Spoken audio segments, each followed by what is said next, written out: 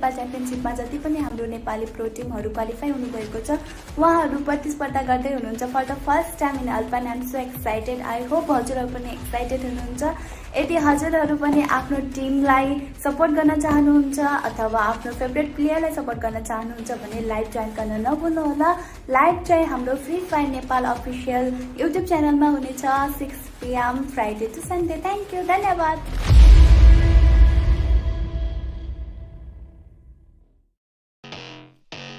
Hello and नमस्ते survivors, हजुरहरू सबैलाई फ्री फायर नेपाल च्याम्पियनशिप 2022 मा स्वागत छ। यो हाम्रो पहिलो ठुलो पाइला नेपाल स्पोर्ट्सको तर्फ रहेको छ। अब हामी कुरा गर्नेछौँ फ्री फायर नेपाल च्याम्पियनशिप 2022 को फर्म्याट तर्फ।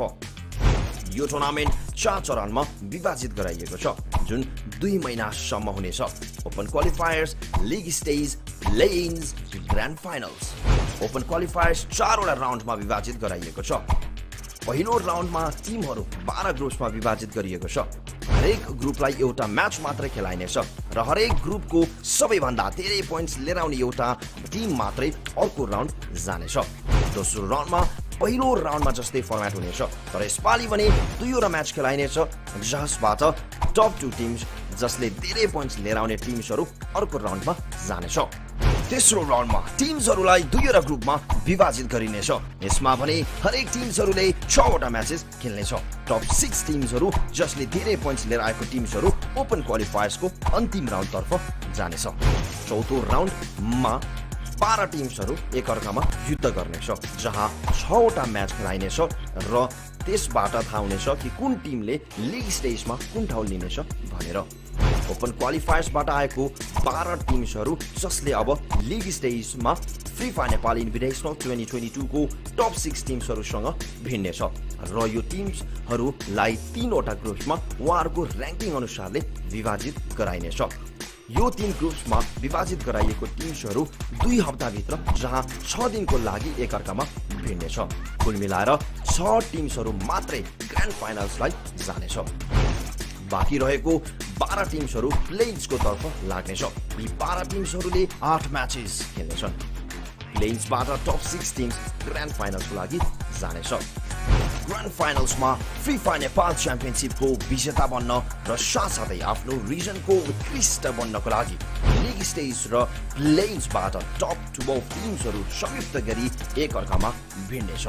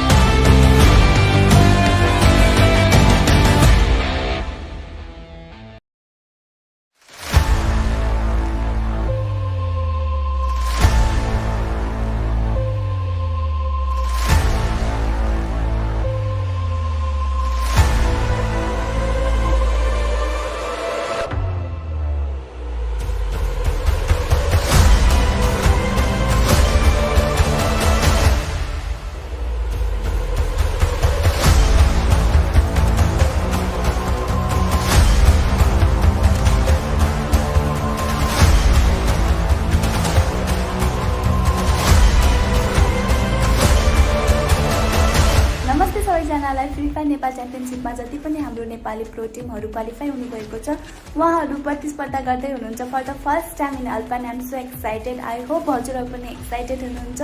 यदि हजुरहरू पनि आफ्नो टिमलाई सपोर्ट गर्न चाहनुहुन्छ अथवा आफ्नो फेभरेट प्लेयरलाई सपोर्ट गर्न चाहनुहुन्छ भने लाइभ जोइन गर्न नभुल्नुहोला।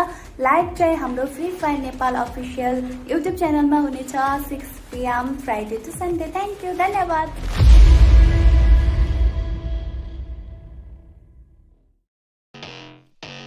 हेलो एन्ड नमस्ते सर्भाइभर्स, हजुरहरू सबैलाई फ्री फायर नेपाल च्याम्पियनसिप 2022 मा स्वागत छ। यो हाम्रो पहिलो ठुलो पाइला नेपाल स्पोर्ट्सको तर्फ रहेको छ। अब हामी कुरा गर्नेछौँ फ्री फायर नेपाल च्याम्पियनसिप 2022 को फर्म्याट तर्फ। यो टुर्नामेन्ट 4 चरणमा विभाजित गराइएको छ जुन 2 महिनासम्म हुनेछ। Open qualifiers, league stage, play ins, grand finals. Open qualifiers 4 वटा राउन्डमा विभाजित गराइएको छ। पहिलो राउन्डमा टिमहरू 12 ग्रुप्समा विभाजित गरिएको छ।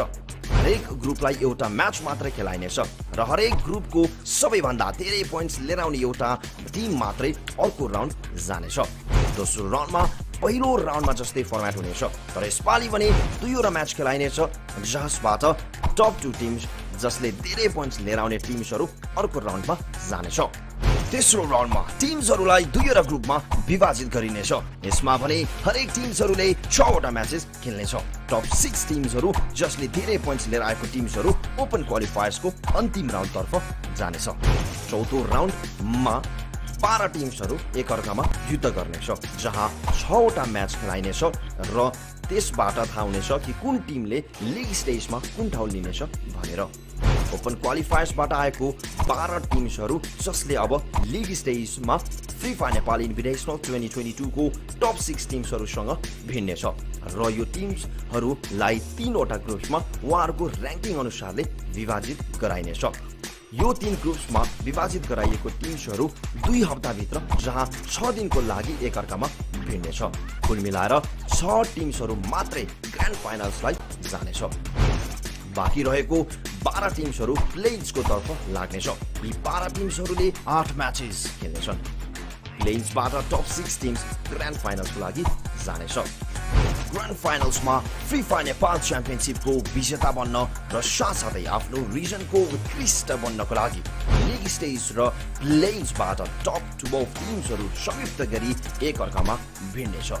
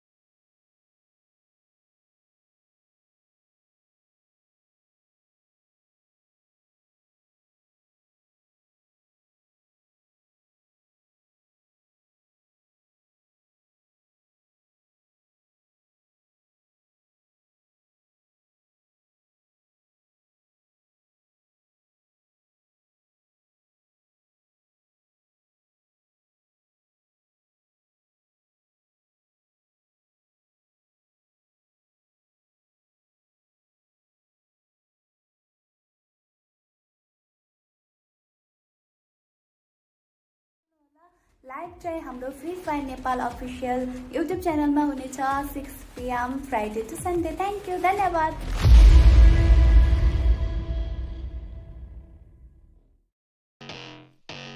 हेलो एन्ड नमस्ते सर्भाइभर्स, हजुरहरू सबैलाई फ्री फायर नेपाल च्याम्पियनसिप 2022 मा स्वागत छ। यो हाम्रो पहिलो ठुलो पाइला नेपाल स्पोर्ट्सको तर्फ रहेको छ। अब हामी कुरा गर्नेछौँ फ्री फायर नेपाल च्याम्पियनसिप 2022 को फर्म्याट तर्फ। यो टुर्नामेन्ट 4 चरणमा विभाजित गराइएको छ, जुन 2 महिनासम्म हुनेछ। Open qualifiers, league stage, play ins, grand finals. Open qualifiers 4 वटा राउन्डमा विभाजित गराइएको छ। पहिलो राउन्डमा टिमहरू 12 ग्रुप्समा विभाजित गरिएको छ।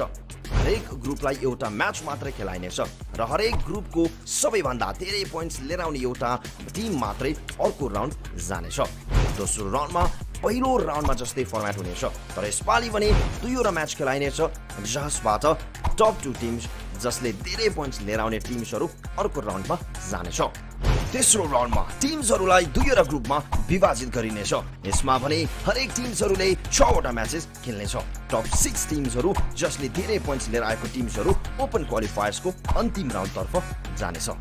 चौथो राउन्डमा 12 टिम्सहरू एकअर्कामा युद्ध गर्नेछ, जहाँ 6 वटा म्याच खेलाइनेछ र त्यसबाट थाहा हुनेछ कि कुन टिमले लिग स्टेजमा कुन ठाउँ लिनेछ भनेर। ओपन क्वालिफायर्सबाट आएको 12 टिम्सहरू जसले अब लिग स्टेजमा फ्री फायर नेपाल इन्भिटेसनल 2022 को टप 6 टिम्सहरूसँग भिड्नेछ र यो टिम्सहरूलाई 3 वटा ग्रुप्समा उहाँहरूको र्याङ्किङ अनुसारले विभाजित गराइनेछ। यो 3 ग्रुप्समा विभाजित गराइएको टिम्सहरू 2 हप्ताभित्र, जहाँ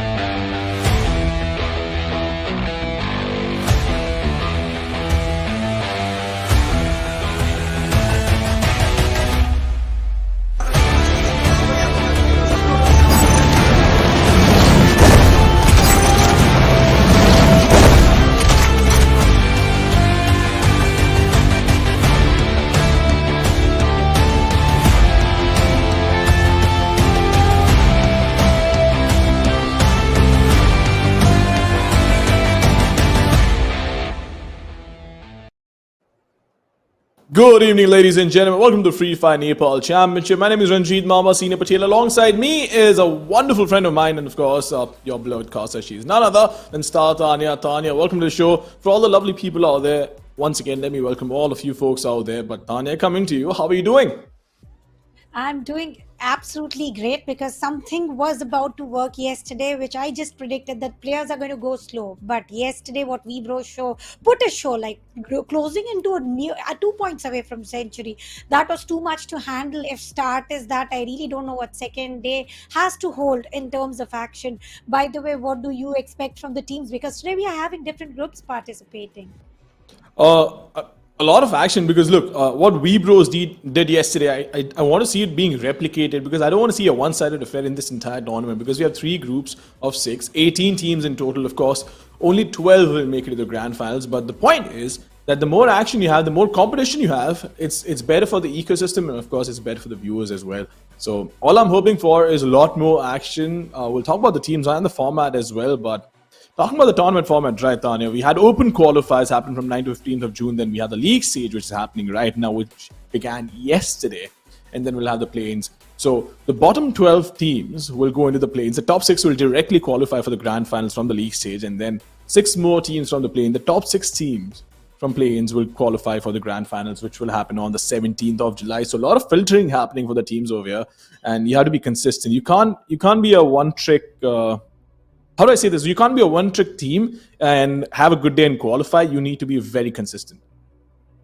And if you be consistent, for what are you being consistent will be the next question. Well, you are being for the prize pool, which is 1 million Nepal rupees. The champion is going to take away the 50% of the total prize pool straight, which is 5 lakh Nepal rupees. First runner-up walks away with 2 lakhs, and then comes second runner-up with 1 lakh rupees. Well, so on and so forth. From 4th position until 12th, there is going to be a prize pool distributed. But talking about MVP, now that is exactly my eyes are always upon. MVP is going to take away extra 25k into their pocket, and with that title, that is something unique.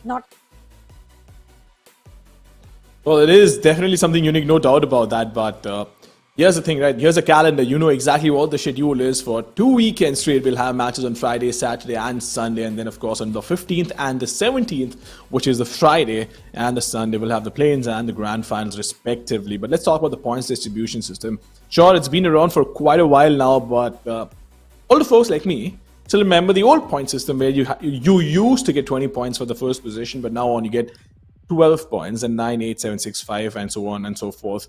So you just start reducing 1 point from the second position, and you'll know exactly how many points you have.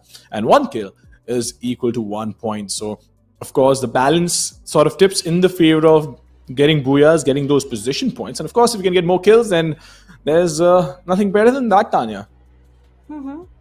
There's nothing better than that, sure thing. But there are 2 names that come into my mind when I have a look at Group C. Team Train to Kill, Team BitX. BitX previously known as KM Brotherhood. And Team Train to Kill, well, their name suggests a lot more already. And let's see how many frags are they going to take. But talking about the day schedule, there are going to be a total of 8 maps being played. And the first cycle will be Bermuda, Kalahari, Purgatory, Alpine. And the same cycle will repeat. But there's much of difference from the first cycle and second cycle. First cycle, the teams are just trying to get familiar about the drop points, because certainly top 6 teams, they have played Nepal Invitational. Their information is totally spotted out by all other teams, but other teams, their information is not yet revealed. Their uniqueness is not yet revealed. For Group B, sure, some points are totally opened up. They are aware about it, where they are going to jump in, where are they willing to crash land, are they willing to go for the safer landing. And talking about safer landing, yesterday several teams did try to go for those safe landings, where they had to go for crash fights, especially the place called Moat House in the map of Purgatory. So nothing is safe furthermore. Well, there's absolutely nothing safe over there, but let's have a look at the league, the standings as well, right? So you talk about We Bros. Highest map point was 52 points in a game. Total kills are 98 and a total of 170 points in 8 games. Can you imagine that? Can you imagine that? We're talking about key players over here. For We Bros, it's Supreme. For ALE, it's Dikshant. For High Voltage, Poison. And of course, the rest of the names are on the screen. But Tanya, I realized you're actually wearing matching coats today. Oh, yeah, we are surely matching codes today, but who is going to match up to the score points which we bros have created? Look at Supreme, and I mentioned it yesterday as well that he is creating a supremacy. So, do you think is there going to be someone who's going to match up to his score pattern? Even if we compare the very second team, which is going to be Anam Lama Esports, Dishkant sure was spotted on the MVP card, but look at the difference. One of the players is on the score line within 30's range, and other is already exceeded half century. So I do believe that matching up to the score point is going to be very key factor. And as you mentioned that you don't want to see those repetitions happening or maybe one-sided affair. So I do believe there is going to be some other thing. And talking about Poison here, high voltage sure spotted in podium, and they are going to be participating today, but that doesn't mean that they don't have the competitions. They don't have any competitors. Position 1 and 2 surely not playing, but they do have two renowned names, Team Train to Kill and BitX. Well, absolutely. And you asked who might be able to match the scoreline that we bros had yesterday. Certainly, BitX that stands out because before we went live as well, you did mention that this lineup has been around for quite some time. It was KMBH, if I'm not mistaken. Mhm. It was surely KMBH, and the players look very ready. Look at they do have cold hands, don't you think, Mamba? High voltage's player was just rubbing his hands. He wanted to make sure they are warm enough to get those frags. Ladies and gentlemen, we are jumping into the league stages, week 1, day 2, game number 1, map of Bermuda, flight path being from the west towards the east. Oh, absolutely. But this time around, the flight path is rather unique. I'd say that because more often than not, you see it go from west to east rather than east to west. So that's one thing, and it's also a little towards the northern area of the map. But we'll see where the teams want to drop down. We might just see a hot drop coming in between LW and NES because Pikachu is surrounded surely by teammates, but there are some other players as well.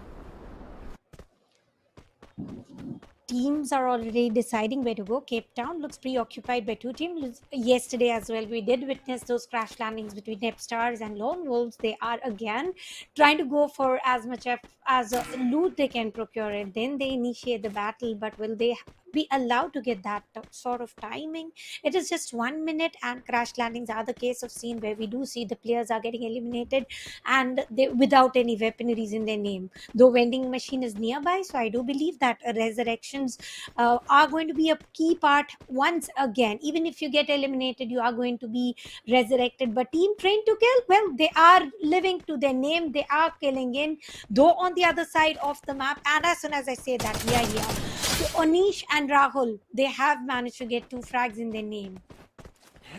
Oh, absolutely. But Train to Kill, look, this team is not going to slow down because they have the experience, they have the firepower, they have that legacy behind them, and they want to live up to it. But if you talk about Yujiro, who wants to fall back, he's running away for his life because as long as he stays alive, he can get his team back up, and that's exactly what he needs to do. So he's going to make sure he falls back and make sure that his team has the best chance of survival. Because look, the game has changed quite a bit. As a matter of fact, it's changed completely compared to maybe 8 months ago or a year ago, where there was no revival mechanism. And now being able to revive your teammates, Tanya, is just incredible. But in the meantime, we have an elimination coming up. Well, it is a Team Zuki Esports, the best underdog performance in the local scrims in their region. And even after getting eliminated, Pratham was able to take down Poison with the landmine that he placed. But no matter what, the flags are hoisted and the player will be saved. 4 frags, no loss of players, no resurrections used, and Clock Tower is in their name. High Voltage is one of the team who is in the podium, and this is the chance where they can go for number 1 position in a good leading pattern. And when you don't have bigger competition, you have to make sure you are the toughest one there. And that was pretty quick elimination, though not even a single player surviving. And we were talking about revival mechanism. Now there is some score there's still a room of opportunity where those sort of mechanisms are also not going to work in, but it is Moonlight Esports trying to walk in right in face of Sanura Esports. Let's see how is this going to pan out, because Apu is having some plans. Oh, absolutely, no doubt about that. They do have the plans, but the question is, how good is the execution over here? Because sure, you can come up with the best strategy in the world, but if you can't execute it inside the server when it matters the most, then is it really a good strategy? But nonetheless, Arjun is going to be rotating along with his teammate using the jump port and will jump across the map.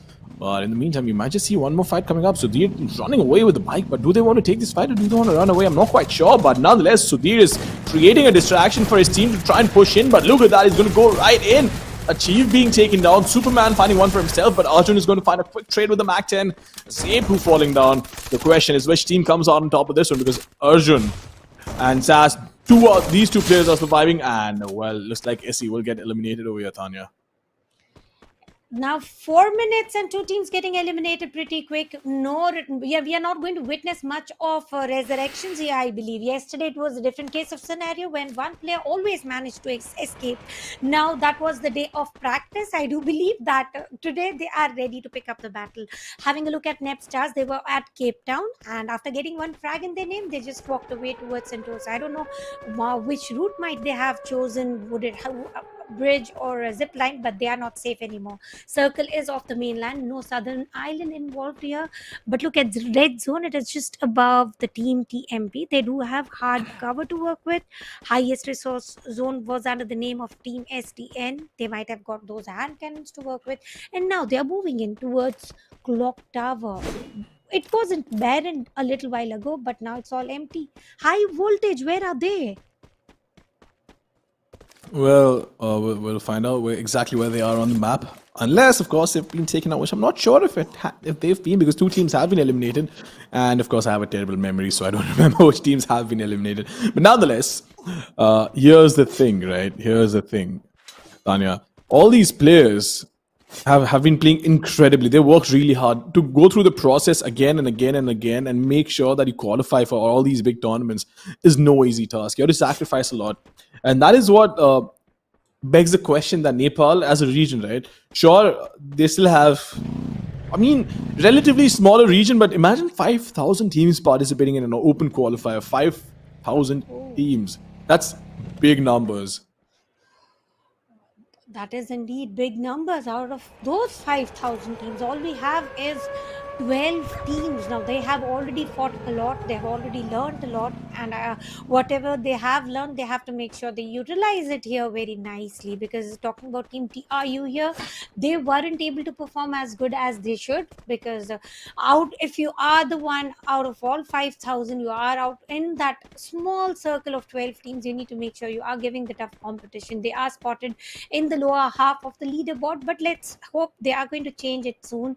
They are going to make sure they get those upshifts required. Talking about team TNP, they are having the biggest compound, and resurrections are also on the line. Team TBS has again invited his team member to join in for the battle to prep up, but he's going to be empty-handed. Yesterday, Mama, did you notice something? The players were literally not wanting to allow the players to just land on the ground. They were trying to go attack the shoots and take down the players in air, and unfortunately they were not able to get any, but the attempts were fairly good, because you don't have good weapons to work with, and on air you cannot even pick the battle. So one vulnerable situation that they are trying to create is just holding near to the resurrection point, and as soon as the players are hopping in back in the server, they are denied. Oh, absolutely. It's a smart thing to do as well, because you know exactly where the players are going to be coming in. It's a free kill. If you can connect those shots, it's practically a free kill, because obviously the player in the air can't shoot back. You know where the players are coming from as well. They have no cover to work with. The only downside, though, is the fact that you end up giving away your position. So it's really a high risk, high reward scenario. But the question is, do you want to push it that much, right? Because sure, it's not easy. It's not an easy shot to connect, especially when the players are going round and round in circles while they're in the air. And they will try their best. They will try their absolute best to avoid all those bullets. But at the end of the day, it really comes down to who's taking those shots as well. Because if you've been practicing your sniper, it's not going to be that difficult. But at the same time, it's a massive risk, because you end up giving away your position and you're making yourself vulnerable to pushes as well. And right now, the team who is vulnerable is Team High Voltage. Well, they are not taken down. They moved out of sight. They gave up the circle. They gave up Clock Tower. Now it is going to be Team STN owning it. They are sticking to Resurrection Point. I don't know what is making them do that. I see some gunshots and they are under attack, or they are trying to save themselves from the attack. We're talking about attack. We have another fight happening. Moonlight Esports, after having 3 frags in their name, they are trying to battle Team Train to Kill. Talking about the server, Moonlight Esports have had the experience yesterday, but Team Train to Kill, they are fearless. They are moving in on bikes right in front of the faces, and also we see Skylar's ability, shockwaves being exchanged, grenades being popped, and here we go. It is going to be sassy on into the put down by Sagar with the shotgun. Well, Superman trying to stay alive, but can he push in? No, he can't. He will be taken down, and his entire team will get eliminated over there. That was a very ambitious push, but unfortunately, it did not work out, and I believe that was Moonlight Esports that got taken down. But T2K, they're still surviving 6 kills as a matter of fact, and this is sort of reminiscent of rebros from yesterday, right, Tanya? Because the sort of domination they've shown, the confidence, the way they've made sure that all the players stay alive is great to see. That means they have their strategy down to the wire. They know exactly what to do, but more importantly, they know exactly what not to do. Right now, all they are trying to do is go for resurrection. You do not want to lose your teammate, and they are very well aware, just like you mentioned. But today, the teams are getting eliminated pretty quickly. It's not even 10 minutes, and we have lost 5 teams. Now, that is pretty quick, because yesterday we were spotting teams in the final circle as well. We had at least 5 teams surviving, and today that is not the case of scenario. Team Train to Kill on the very first map itself, they are closing in towards double-digit club. High voltage Lure was already very low on HP, and what a jump and good action coming in from Poison. Thus he was spotted on the MVP cards during the start of the show on the leaderboard, and now it is going to be sunken. Poison is racing in to get his confirmation, to get his pointer, and you have to make sure you get these points confirmed. Well, absolutely, but Poison wants to push in. We're talking about high voltage as well, right? They have not been eliminated. They're still in the server, but there's going to be one more team. Strangers being eliminated, but high voltage. They don't want to slow down either. Yesterday they showed a lot of consistency. Sure, Webros were the ones that came out on top with the amount of kills and the amount of points they had, but high voltage made sure more often than not they end up in the top 3, at least in the top 5 to say the least. And they've been playing really well today as well. They're off to a flying start, so does look like we might see BitX, T2K, high voltage, and maybe Lone Wolves try to chime in and get in the top 5, because once these teams survive, the last zone is going to be absolute chaos. But look here, there's the Heinzo trying to push in. He's going to deploy the glue wall, needs to heal himself as well, but will take a lot of damage. Can he stay alive? I don't think so. He's taking so much damage. Will get taken down. He has been knocked down, but Zetri needs to go and try to help his teammate out, but he's way too far away. Can he get there in time is the question, but BitX is not going to slow down. They're not going to slow down on the attack killer. Trying his best to make sure he gives covering fire, but Heinzo has been revived. He has been helped, but once again he will go down because he did not have enough HP. But Deepu with that picture perfect name. Look at that though, the grenade launcher coming in, dishing out so much damage. And at this point, Team Pirates, they need to fall back. Well, I do believe the ship is sinking. They need to fall back. If not, they are going to go down all the way where there's nothing but all darkness. One player still manages to escape though, and now he is going to stick to the revival point. If he has those golden points, he wouldn't have to go towards the resurrection point. He can immediately jump into those vending machines. And talking about BitX, now they're also playing pretty dominantly. Haven't lost a single player, 8 frags in their name, 16 still surviving. And near to the factory side, the biggest compound still in the name of Nepstars. They have again had a rotation. Look at the rotation pattern all the way from Cape Town towards Sentosa, and now near to the factory side. Factory is not going to be the part of circle where high voltage are gradually, sneakily trying to get all the information extracted, and that information is fairly good because talking about firepower, high voltage does have that sort of aim. Well, maybe long range or maybe close range, that doesn't matter them. They are going to make sure to get as many frags as possible. But there's one more name that comes to my mind when it is all about frags. Rahul got 1, and he is not full with those frags. With the Skylar and the bike, they are pushing in 2 players together. Raza is going to stick to Chrono, but how long will Chrono be able to save him against 3 players? Well, I guess we'll find out soon enough. 16 and 20 players surviving, but Cheapo doesn't want to slow down. He's going to take a couple of shots, deploy the glue wall, so he does not take any damage. And this is something a lot of new players need to realize as well. it's not just about how much damage can you dish out, it's also about how much damage can you avoid. And Shibo showing us a masterclass, giving us a masterclass in exactly just that. Rahul, in the meantime, is going to prime a grenade, but he will actually get the knock. Raza will get knocked down. Will he be able to finish him, though? That's the question. He does have one more grenade to work with. Could throw it in, could get that confirmed kill and an extra point for his team, but wants to be patient. He wants to be patient and see if his teammates show up. But Dooley, in the meantime, is not going to take any damage whatsoever. Unish stuck between two glue walls along with a tree. How long can he survive? Team Pirates could not also survive, though last man did try to go for the escape but could not be saved against Team BitX. Freeze bombs scattered all around, cannot walk through there, cannot move out of there. Glue walls are still the savior, and it is going to be Megs trying to heal himself to be 100% fit to fight against Dule, but Dule is all vulnerable with all freeze bombs, no more blue walls to cover, and two players attacking him down on the knees, and his teammate is quite too far away, battling different war. He had to be there to support the teams, but now this is Final Circle. This is all the chaos that we were talking about in the Final Circle fight. Teams, 16 players, center of the circle, still in the name of high voltage. Now they're going to make sure they take the advantage in the best of the patterns. Deepu using grenade launcher. Yesterday I was talking about it. That was the major miss. No, that is not going to be missed anymore with Deepu in the circuit. Well, absolutely, but no way he is going to be inside his chrono shield, making sure that all the kills get confirmed. In the meantime, high voltage being so dominant, being such a formidable force. 11 kills already, and they've already made their way into the top 5. So that means they're solid for this game. Sure, a booyah doesn't hurt. If anything at all, gives you a lot more points to work with. Poison will get knocked on. As a matter of fact, he's going to get eliminated. And high voltage losing out on that man advantage that they had. 4 teams in 12 players. So on an average, each team has 3 players surviving.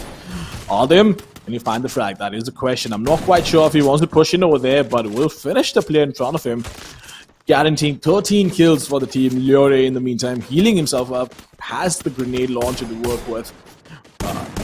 Does you know exactly where Deepu is? Sure, the information's been relayed, but won't need to use a grenade launcher.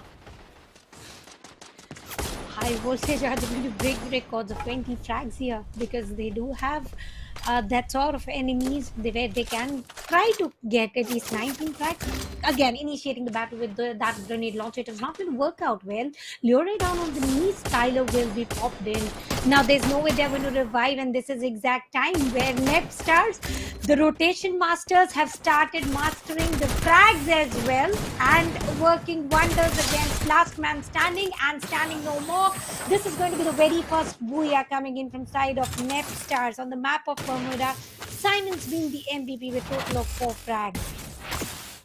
Well, absolutely, and Mama, seeing my own name right there is a little starting to say the least. But Nepstar coming out on top of this one, and booyah for them. Good amount of kills, and of course the 12 points that come in from the booyah are going to help them try climb that ladder up. But at the same time, you have to admit that the way high voltage has been playing since yesterday, as a matter of fact, has been incredible to watch. And they don't have the tough competition which they were yesterday. So this is the time that they had the advantage of for day one, where they have already walked in the lobby. But today we do have different names fighting against them very strongly. Teams like BitX trying to get the best of gatekeeping opportunity, trying to stop any team entering the circle, talking about train to kill. They were also trying to enter the double-digit club by the end of the fight. I don't know exactly were they able to or no, but sure, 2 frags was pretty easy for any for team like train to kill, to be precise. But talking about Nep stars, they were mastering rotations all the way through. 1 frag in Cape Town, sure they did, but after that all they did was go for the safer approach, survive strong as a squad. They managed to do so until the end, and end was pretty good for them. Maybe the frags were not very you cannot say very extreme. They were just about normal, 5 to 6 frags followed by 12 booyah points. Now there is a word called consistent. They need to make sure they end up in top 3 and they continue with 5 to 7 frags. If they are able to do that, Nepstar will ladder up short. I think that's very important, right? Consistency in this game is so important, because I've always said this. You can't have one extraordinary game and then sort of slack off. in the rest of the 7 games now, not just 5, because we have 8 games and a new map has been added as well, which is incredible. But let's have a look at the replay and see what exactly went down. We talk about Moonlight Esports. They played well. They got some initial picks as well, but at the end of the day, they were just not able to keep up with the pace. Because they had to fight against Team High Voltage. Well, they were totally charged up. Yesterday it was the training ground. Today the training was all over. It was all about action. Anyone who came across them was put 6 feet under the ground. And talking about Vitex as well, they managed to survive until 4th position. But look at Nepstars. It was total of 7 frags in their name, out of which 4 was taken away by Simons himself.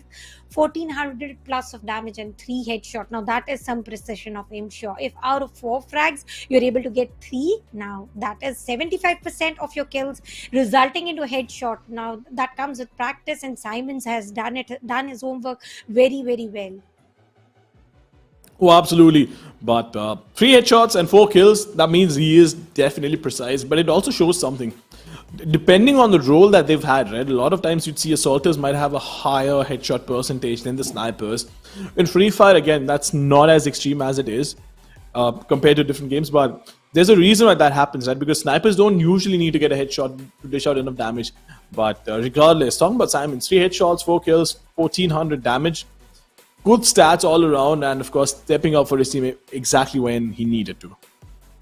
And no revival, nothing doing. They made sure of they survived until the end. Still, High Voltage is going to grab away the number 1 position. 15 frags in position 2. Total of 24 points and 5 point of lead. Sure, Nepstars walk away with the booyah, but number 1 will still stick to High Voltage, the team who started battling for kills and ended up still for kills.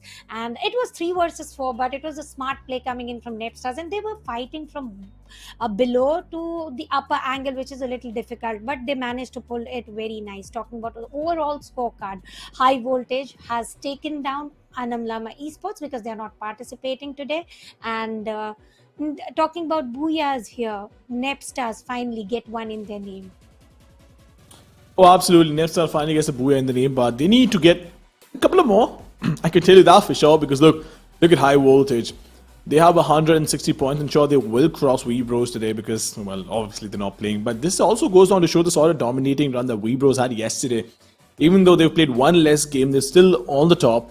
They're still the ones with the most amount of points. But look at Bitex's entire team, right? Yeah, actually just munching on snacks. I wish we as casters could do it. Maybe have some fries, maybe have some chips while we're casting. But unfortunately, that's our job. We get paid to talk. And talking and eating don't go hand in hand, Tanya.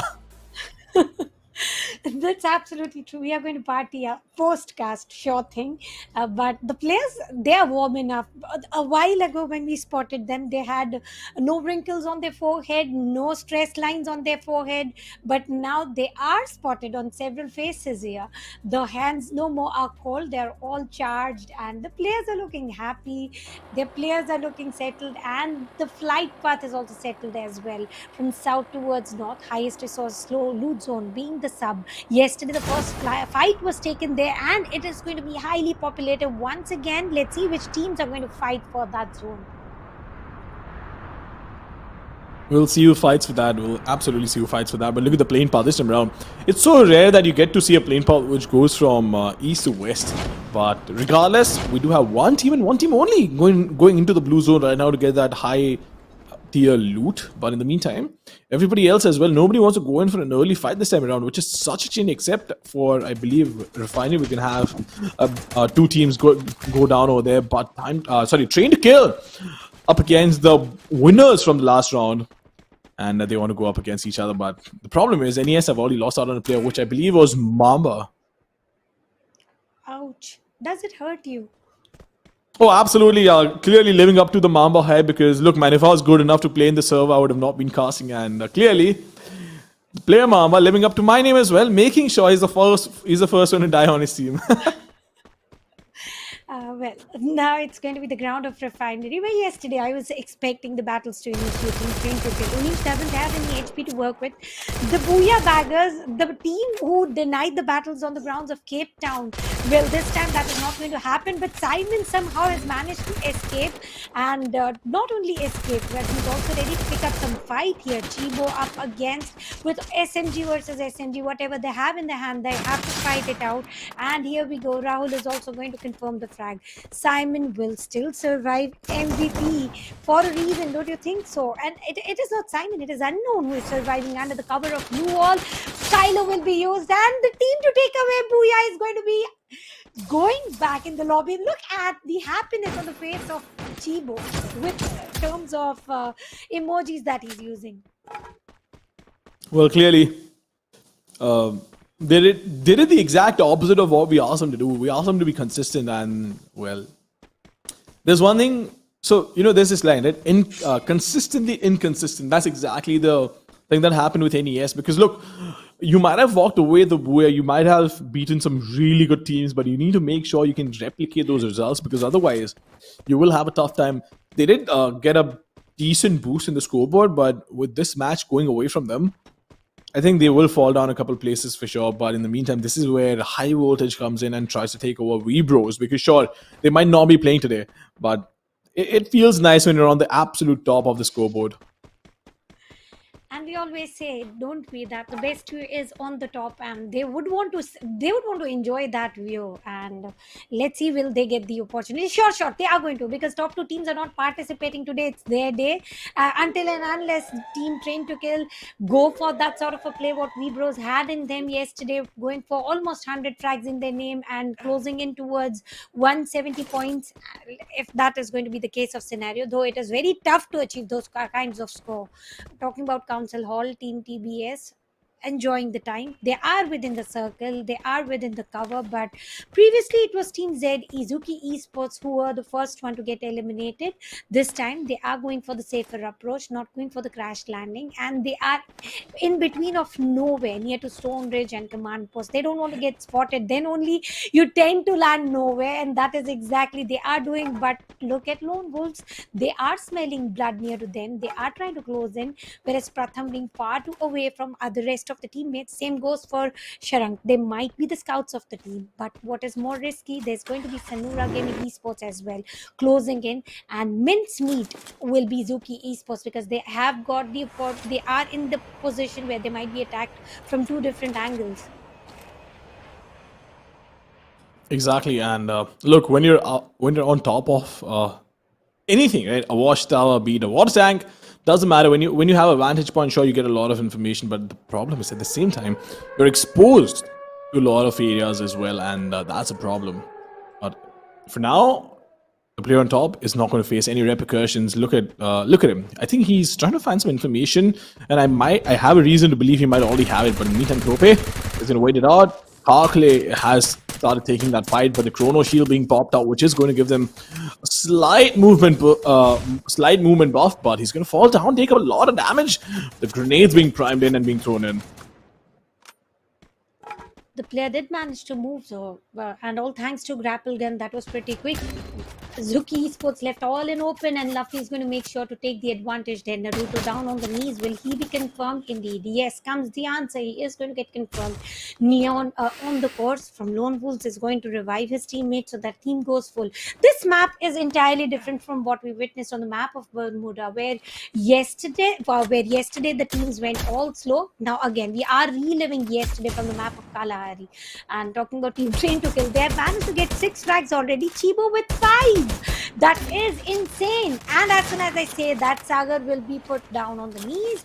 And will he be confirmed? Freeze bomb sent. Team support is also joining in. High voltage versus Team Train to Kill. 2 strong teams against each other. Blood is shed and the kills are getting confirmed.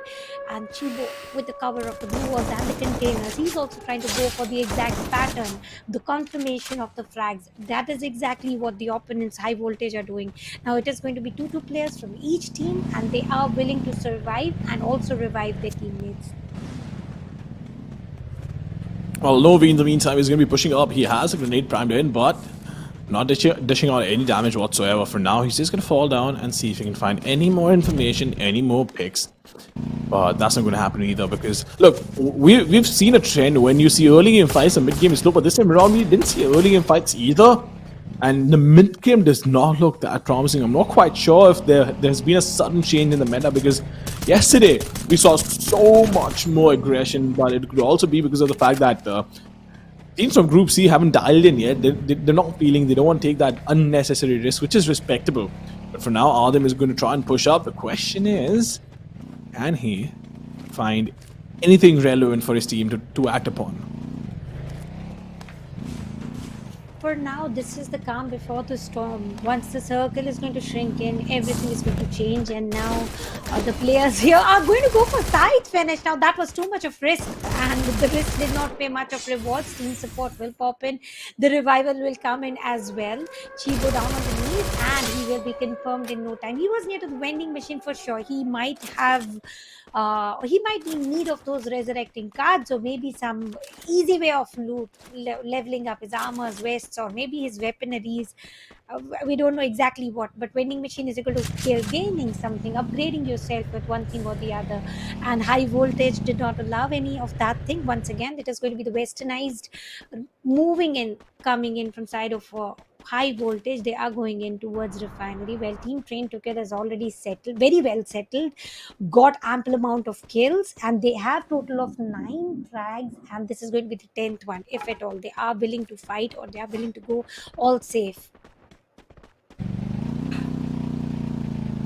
Absolutely, but look at the rotations coming in so late from all these teams, right? You see so many teams outside the zone, but we have 3 teams already inside the zone. You talk about SE, the entire lineup is around Santa Katrina. We might see them pick a fight, but in the meantime, Zuki Esports, they want to be aggressive. They want to go out there and pick these fights, dish out damage, but it's not going to be as easy. Teams Reunite on the other hand, though, is playing it from the back foot, because they were the ones who got engaged. They were the ones who took up a lot of damage, but now have decided to just wait it out. But the question is, how long can they wait it out? How long can they hold the line? The patience will also move out of sight once you want to go ahead, get those frags. Naruto is revived, getting those frags, and Zuki Esports are back in the action. They are trying to get the frag by blasting the vehicle, though opportunity was denied, at least denied for this point of time. Zuki Esports under control of the sniper tower, but how long will they be holding in there? Because UAV is going to ultimately reveal the position of 2 teams trying to cross the same river.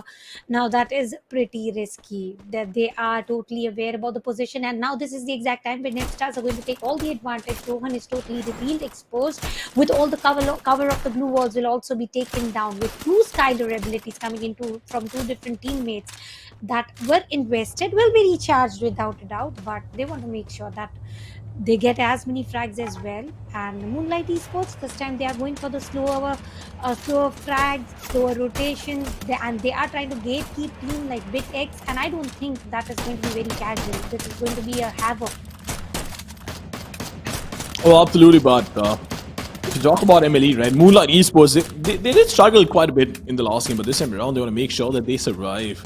They get in the top 5 and get these points, get these placement points for themselves, which is so important, right? I always keep mentioning this, Tanya, that sure, you can get a point for each kill you get, but at the end of the day, to get 12 points, you might have to get 12 kills, which is not that easy. And back then, when you used to get 2 points for every kill, you used to only take 10 kills to get 20 points, which is the equivalent of Booyah back then, right? So all these calculations, all these things have made a slight shift in the meta where position points have become slightly more important. But back then, it was just all kill points and kill points and kill points, because you can get so many points just by stacking up kills. But this time around, you really need to find balance between the two. And still, they are still trying to go for focus more on the frags, because now free kills are also a part in the mix. Well, we are going to talk about the fight right now, where Sabir is going to initiate with those grenades, with those throwables, but no confirmation yet, and he is still going to stick to the same pattern. Revival is going to be a difficult chore here, and he wouldn't be allowed. Look at Superman going for the Skylar, and Abel is spotted taken down. Aizil is spotted taken down as well. 2 frags up close and personal with the shotgun, which will be denied, and Tanjiro will be the man. 2 shot down, just 2 shots were enough there, and Moonlight Esports are going to survive. But once again, as soon as I say that, they're falling like please, Superman down, Arjun down, and the players are again focusing on revival, and that is exactly where BitX are trying to make most use of it. But Arjun is still trying to survive, is doing all and everything that he can in his position, but Arjun escaped the battle, allowed his teammates to go by, but as soon as I say that, that wouldn't be allowed by Lone Wolves. Well, absolutely, they're not going to let that happen because look, when you know you have a free kill available, you show your back, you're trying to grapple away into safety, but there's no cover around you. There's not a lot you can do except for jump around and pray to God that maybe, just maybe, those bullets will miss you and you'll be able to rotate back to safety. But that did not happen. That couldn't happen, as a matter of fact. And all the teams are playing on the edge of the zone. Nobody wants to go towards the center because we know that it's a hornet's nest. 19 and 32 players. And with all these players alive, all these teams alive, as a matter of fact, it's not going to be easy for anybody to have that rotation because there is a lot to open the area. And there are so many teams guarding it as well, so it's not going to be easy regardless. Lone Wolves are stuck and open, stuck in between, where zone is also closing in, and Pratham once again will be spotted with that landmine. Now, there's one team who is repeatedly using those landmines very precisely. That is going to be Suki Esports. Talking about high voltage here, with the control over the sniper tower, they are trying to shut the teams, and Lone Wolves is shut down. Talking about SE, Xeon is again going to be back on his feet in no time. They are also going to push in towards the safer side of the circle. Sanura Gaming Esports, but whom are they going to face off? They're going to have a face off against Team High Voltage. Now this is going to be an utter risk, if at all they are going to cross the path. Now High Voltage have got some different plans, roaring with the bike, moving within the center of the circle, but look at Brooklyn Esports. They are trying to destroy this blue wall. The only cover left for Sarkane here, and he is spotted, taken down. No, he's again going to stop the battle with the blue wall. Well, Joyboy just waiting it out, finding 2 kills for himself, as a matter of fact, playing quite a pivotal role for the team. And you talk about Zeri, right? Zuki Esports with 7 kills for themselves, quite a few points they've stacked up. All they need to do is get in the top 5, maybe in the top 3 in the best case scenario, and get that massive push for themselves. But in the meantime, let's talk about Train to Kill for a second, right? Because this team has been around for a very long time. They have a very nice legacy as well. Of course, all these players super skilled, a lot of experience, and they're showing it. They're showing why they've been such a force to be reckoned with in Nepal and in that entire region. Not just that, right? Even in practice matches, we've seen them play, and they've been very dominating. That's exactly what they're trying to replicate over here, and they're being fairly successful. Finally, they are switching on to what they were in those scrims, and Team TMP once again spotted struggling bad. Killer down on the knees. There's no way that player is going to get revival. And in the open, when you try to raise the grapple guns right in front of the enemies, now Team Pirates were never going to wait and watch for the players to just move in with the grapple. Now that was one more on-air attack, not through the shoots though. This was the grapple movement attack and finisher. Train to Kill put to shut down. High Voltage still surviving, but this time they are spotted battling against 7 frags in their name already. How many more to get? And look at the window peak coming in inside of nowhere with the woodpecker. He is delivering all the damage required, and to no delay, he wants to make sure he confirms it as well. Chetri has got the hands upon one of the biggest weapon in Free Fire, which is the grenade launcher, and he's also confirming those frags with the same weapon. Well, Leori in the meantime does want to go in, but he's being blocked off by the bike. I'm not quite sure what the idea is over there. But TMP in the meantime will get taken out as well. They will be eliminated from the server. And Team Pirates, decent run, I'd say, because look, if you're the 5th team to be eliminated, I feel like you've done a fairly good job, because there are 12 teams in total on the server, and from position 5 onwards, you end up getting a decent amount of points. But Novi in the meantime is going to be on the rotation, trying to create a distraction. He's going to get out of his zone. He does get out of the car. The shield has been deployed, but will get taken down, being outside the zone, taking up so much damage, and SE is going to get taken out as well. High voltage once again surviving until top 3. The consistency that we're looking for, they are showing it. But what is Zuki Esports, the team to get eliminated on 12th position? Are they going to go ahead and grab the booyah? Because look at the players surviving. High voltage has only got Poison who is playing. Team TBS with 2 members surviving, and Throwables will also come into the action because it is going to be a long range fight. But Kakle, the perfect sniper man of the team, will not allow grenade to be delivering a lot of harm here, and instead he puts down Ashim and he's going to go to sleep. Rohan, after delivering few grenades, is trying to escape, go for the safer area. He will not be allowed either, and Kakle with 1 sniper attack, and then comes shotgun. 15 frags in their name and very close to booyah. Really close to booyah. Well, of course, it's a 4v2 fight, and you know exactly who might win in a 4v2 fight, but High voltage surviving for so long with him around. It is going to be Zuki Esports that walks away with this booyah, and Kakle, the MVP. We did see Kakle be super aggressive. He was trying to get so much information for the team, being on top of the water tower as well. So he was the one initiating the fights, but being able to walk away with a booyah is always a cherry on top of the cake, because look, individually you can do whatever you want, but the team needs to succeed. You might be able to get 20 kills in a game, no doubt, but the question is the team consistently able to get those points? And if they're not, then there's a problem. But regardless, let's talk about not just Zuki Esports, right? Let's talk about High voltage. There's something about them. The way they've been playing is incredible. It's been impeccable since day one, since yesterday. They've been so consistent being in the top 5, and the kind of points they're stacking up. Even in the last game, they did not have a booyah, but they were the ones with the most amount of points. Absolutely, and once again they were not able to get the booyah. Now there's something equally opposite between first map and second map. If we have a look at Zuki Esports, they were eliminated on 12th position, and the booyah was backed by other team, which is Nepstars. Now on this map of Kalahari, Nepstars were wiped off on position 12, while booyah was backed away by Zuki Esports. But High voltage still on position 2. They're not allowed. They are denied the booyahs that they're trying hard for. So there's something consistent about High voltage, sure, but then there's something equally opposite between these two teams as well. So if Zuki Esports are going to stick to this sort of play, they are going to be tough competitors through the open qualifiers. Just like Anamlama Esports in Group A, Zuki Esports has to be same sort of competitor from Group C. Oh, absolutely, no doubt. But look, here's the thing, right? The way they've been playing is incredible. I've been loving the energy as well. But for Zuki to come out with a booyah, not just them, right? We saw Nepstar, who, sure, they got a booyah, but in the second game, they were the first team to be eliminated. Position number 12, as a matter of fact. Unfortunate. It's really unfortunate, because you could get all the booyahs in the world, but if you can't consistently place yourself in the top, then you won't get anywhere. Look at High voltage, right? They might not get as many booyahs, but they're so consistent that it's impossible to ignore them. Sure, because they only have 1 booyah in the name, and still they were sticking to that top 3 position points out of overall leaderboard. I'm sure this is going to shuffle. We are going to switch to the leaderboard after we relive the moment of Kalahari. Well, this personalized site attack, which was denied totally, he was down on the knees for a while thanks to team support. It came right in time, and he was able to revive. He was successfully able to revive his teammate. And team T2K, though, even after resurrection, they did not survive until top 3. Talking about Moonlight Esports, yesterday they were playing a little different from what they are doing today.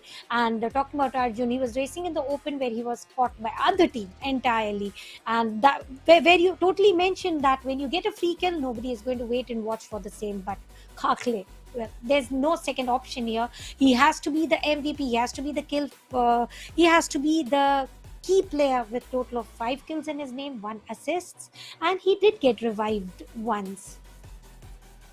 Well, absolutely, but 5 kills and 7 headshots, that means that he's been dishing out a lot of damage with 1939 damage. That's almost 2000 right there, 1 assist and 1 revival. So, of course, creating a lot of impact for the team, making sure the opposition is being kept at bay as well. Not just with the kills, but with the assists that he's had and with the amount of damage he's dealt out. But the High voltage this time around not being able to be the ones with the most amount of points, because they've not had a booyah and did not have the most amount of kills as well. But T2K with only 4 placement points but 11 kills is going to help them get to the 3rd position. That is something interesting. Well, getting eliminated very early on, but before that, they did all the bloody work that they had to. Now, this is the team that we always mention, that team who plays for frags rather placement points. Talking about high voltage, well, they have crossed the marker, they have crossed the century marker of 101 points, but they have played total of 10 maps, and WB and ALE have played only 8 maps by far. And they need to make sure they create the lead so far that tomorrow when Vibros and Anamlama Esports are hopping in, they have to chase back to gain that position 1, which is not going to be any easier without a doubt, because they are also going to combat against a different group, not the same one. So different groups, different strategies, just like Zuki Esports taking away the Booyah, sure thing, but also taking away the highest fragging title. Absolutely, but of course we will talk about all of this. We will talk about much more things. We have a lot more games coming in, but right now it's time for a short break. Ladies and gentlemen, do not go anywhere because we will be right back.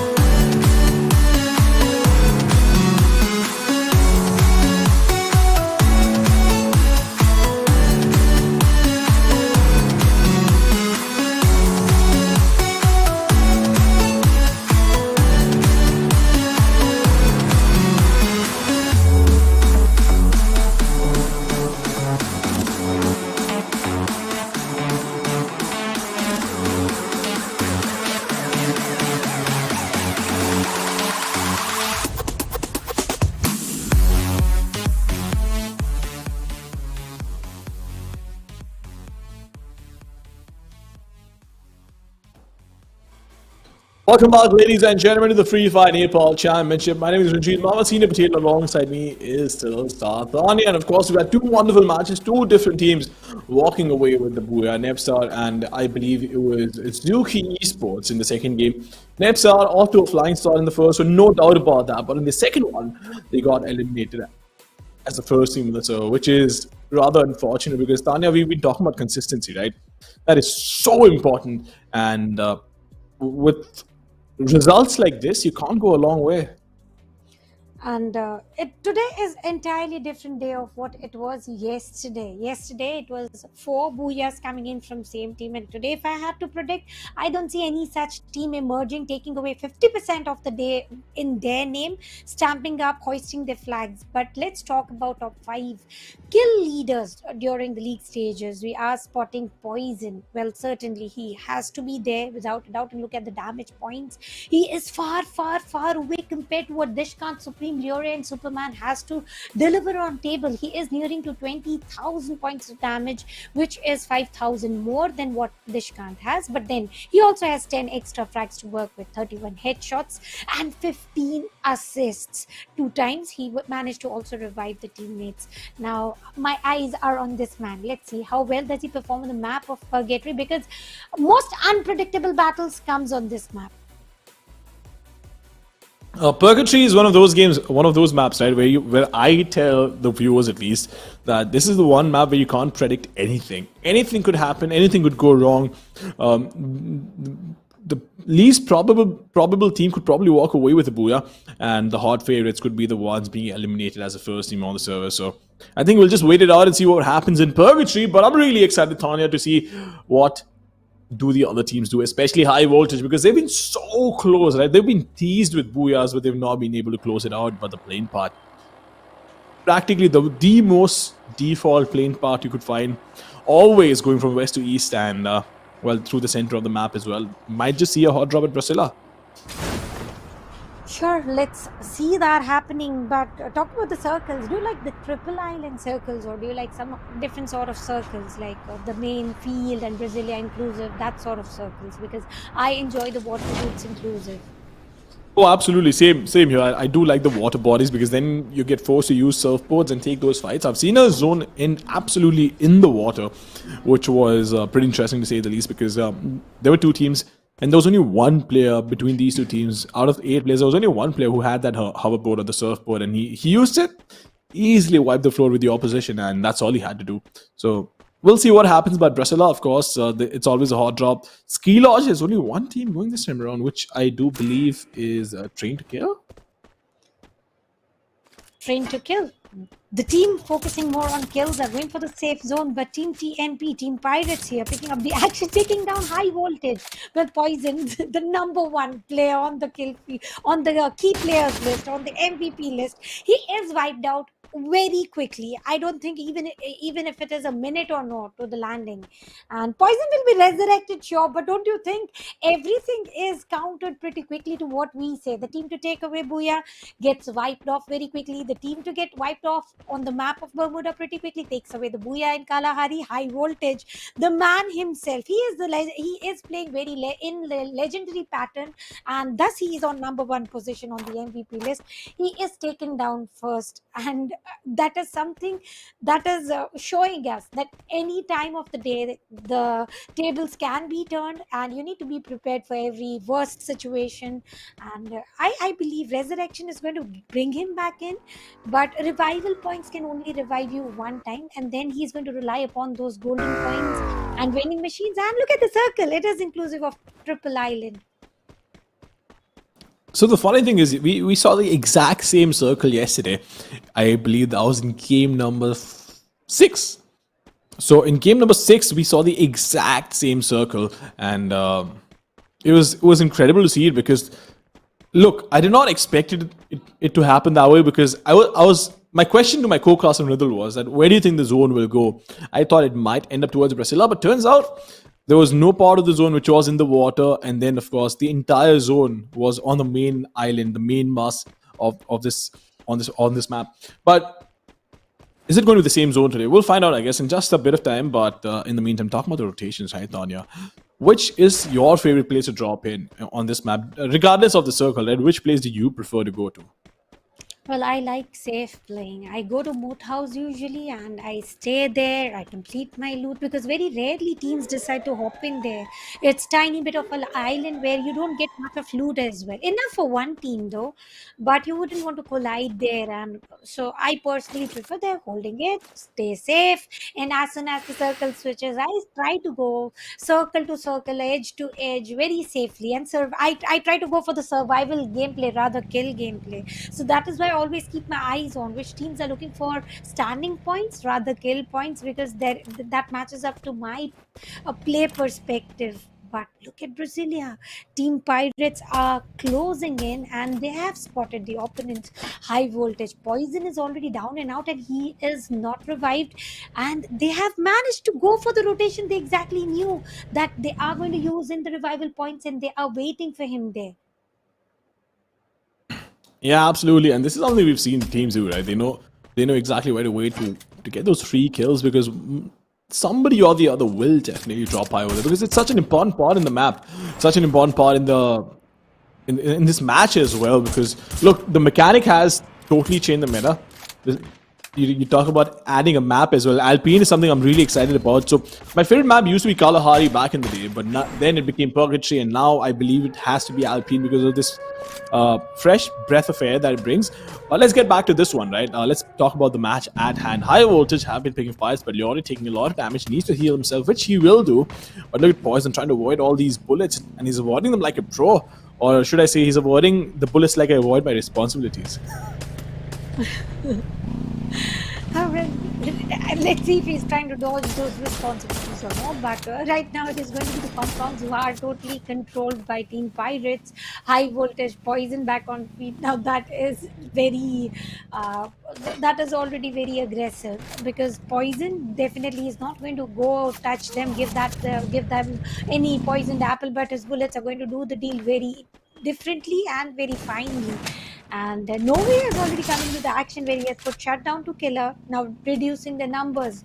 One of the best ability that High Voltage has in their name. Since yesterday, all they are trying to do is isolate the battles. They are trying to go one against a squad, and they are managing to do very well. Once again, they are trying to do the same, and I don't know why. Every single time, opponents are falling for this trap, giving them 1 versus 3 duel, 1 versus 2 duel, and that is how they are still going to be spotted with 2 frags and no loss. As soon as I say that, the Pain is there for taking some revenge, because he's not dealing the confirmation in. It was just a second where we spot the knock, and then comes the finisher. The finisher will come in, and well, 6 minutes in, we've only lost 6 players. Sorry, not even 6 players, as a matter of fact, we only lost 4 players. And we have all the teams surviving, so this is quite a slow start, I'll be honest, because yesterday we were seeing teams fall down like flies in the first 10 minutes, but as I was saying, that no teams have been eliminated, we will have Team Pirates go out of the server and leaving us with 11 teams and 42 players. But High Voltage, they need to be able to revive the teammate, because for them to be consistent and for them to have the best result possible, they need all the players. It's not going to be easy, and again, I did mention it, right? On a map like Purgatory, anything, literally anything could happen. We might just see High Voltage be eliminated as the next team as well, or maybe they might walk away with Booyah. We'll find out. But for now, we're going to see rotations. Talk about STN. They're just holding. They don't want to take that fight. Team Strangers, they have been also performing very well in those local scrims, though they have never been competing against tier 1 teams. The top 6 teams of the tournament, how they qualify to invitational, they don't have that experience, but they are doing pretty well in those scrims. And just like Zuki Esports, they do have Kakle with them. Sure, the names do matter, the players do matter, the roster does matter, and they need to put that exact play set, but the pressure is a little higher here. Circle is on the shrink. It is inclusive of 2 islands here, and look at Xeon trying to confirm of knock while the bike is on the race, and that was denied without a doubt. Sepu crossing the bridge, but bridge has been taken care of by Zuki Esports. Will he survive? Will he move in on the other side of the island? I believe there is going to be more of risk rather rewards, and the players of Lone Wolves are also reuniting, but in the blue zone using the zip line, and this is very risky as well, because zip lines are always totally gate kept. Nobody is allowed to enter the circle through zip lines as soon as you are vulnerable enough, because you cannot use weapons there, and that is exactly where the players are trying to get those 4 kills. So now there are multiple aspects where you can get those free kills very easily. Well, Onish, in the meantime, wanted to rotate, will let the bike go. Quite an entrance that he was making on that rotation, but look at this though. This might start getting interesting, because we have Train to Kill just waiting it out. Are they going to push in? Doesn't look like they actually want to walk away from the fight. And in the meantime, Zuki Esports, who've also had a Booyah for themselves today, looking pretty confident, do not want to shy away from taking that fight, and that they're going to do exactly that. Look at Pratham in the meantime. They've always had somebody on a vantage point, but this is the problem, right? Again, being on a vantage point means you have a lot of information, but you're also exposed from a lot of areas. Those 2 glue walls will hold the line, but for how long is the question. Zuki Esports, in the meantime, they want to keep pushing in. They're dialed in. They don't want to give BitX any chance whatsoever.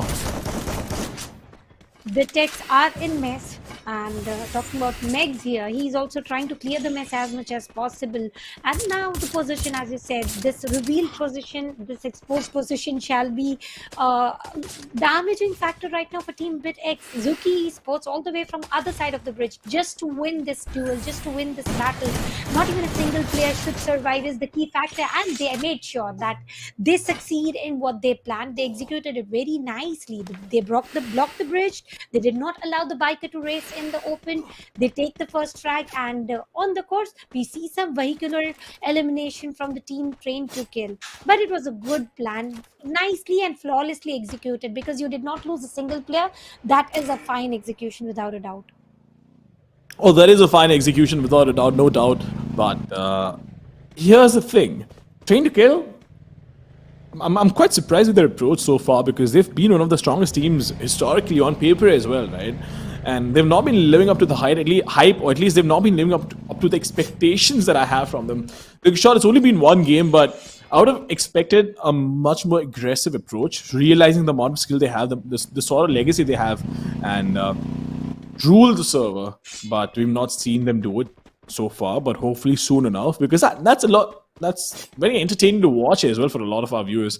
But I can only hope that we might see some crazy action. But in the meantime, Mamba is going to get knocked out. Unfortunate. Once again, it's so jarring to see my own name on the screen as a player. I feel the shake when you say that. Mamba is down on the knees, but I don't think he's going to get revived any sooner, because other three players trying to move in the open. That is exactly where the team TBS is going to push in. The battalions, well, they are also a renowned team, but different name though. Now recently they have changed the team name. High Voltage with the cover through the window peaks. They are trying to deliver the damage through the car blast though. No casualty, sure. A little bit of damage was worth it, and it was a vehicle burning inside the house. They are trying to block the compound. They are trying to deny any entries from the outside, but they cannot stop the grenades. They are not blocking the windows. Sure, nobody is going to go up through the foot, but the damage still will be dealt. And as soon as we talk about the damage is delivered to one of the players of Moonlight Esports, down on the knees, going for the second as well. Naruto with the woodpecker blue wall will get cover for a while, but for how long will still be the question. On the course, other teammate is also going to join in, and Joy Boy is down on the knees. Naruto is totally trying to get a clear picture about where the opponents are, and he doesn't get one. He is down right now. He will get taken down, but Kakle is surviving along with Pratham, and they are going to try and run away. But the question is, do they have enough time? Sudhir, in the meantime, trying to heal himself, does not have a lot of HP to work with. Look at Kakle, he has been spotted. Superman is not going to let him slide. He wants to take those shots, but is he going to dish out any damage? Indeed he does. Kakle will get taken down. Look at that.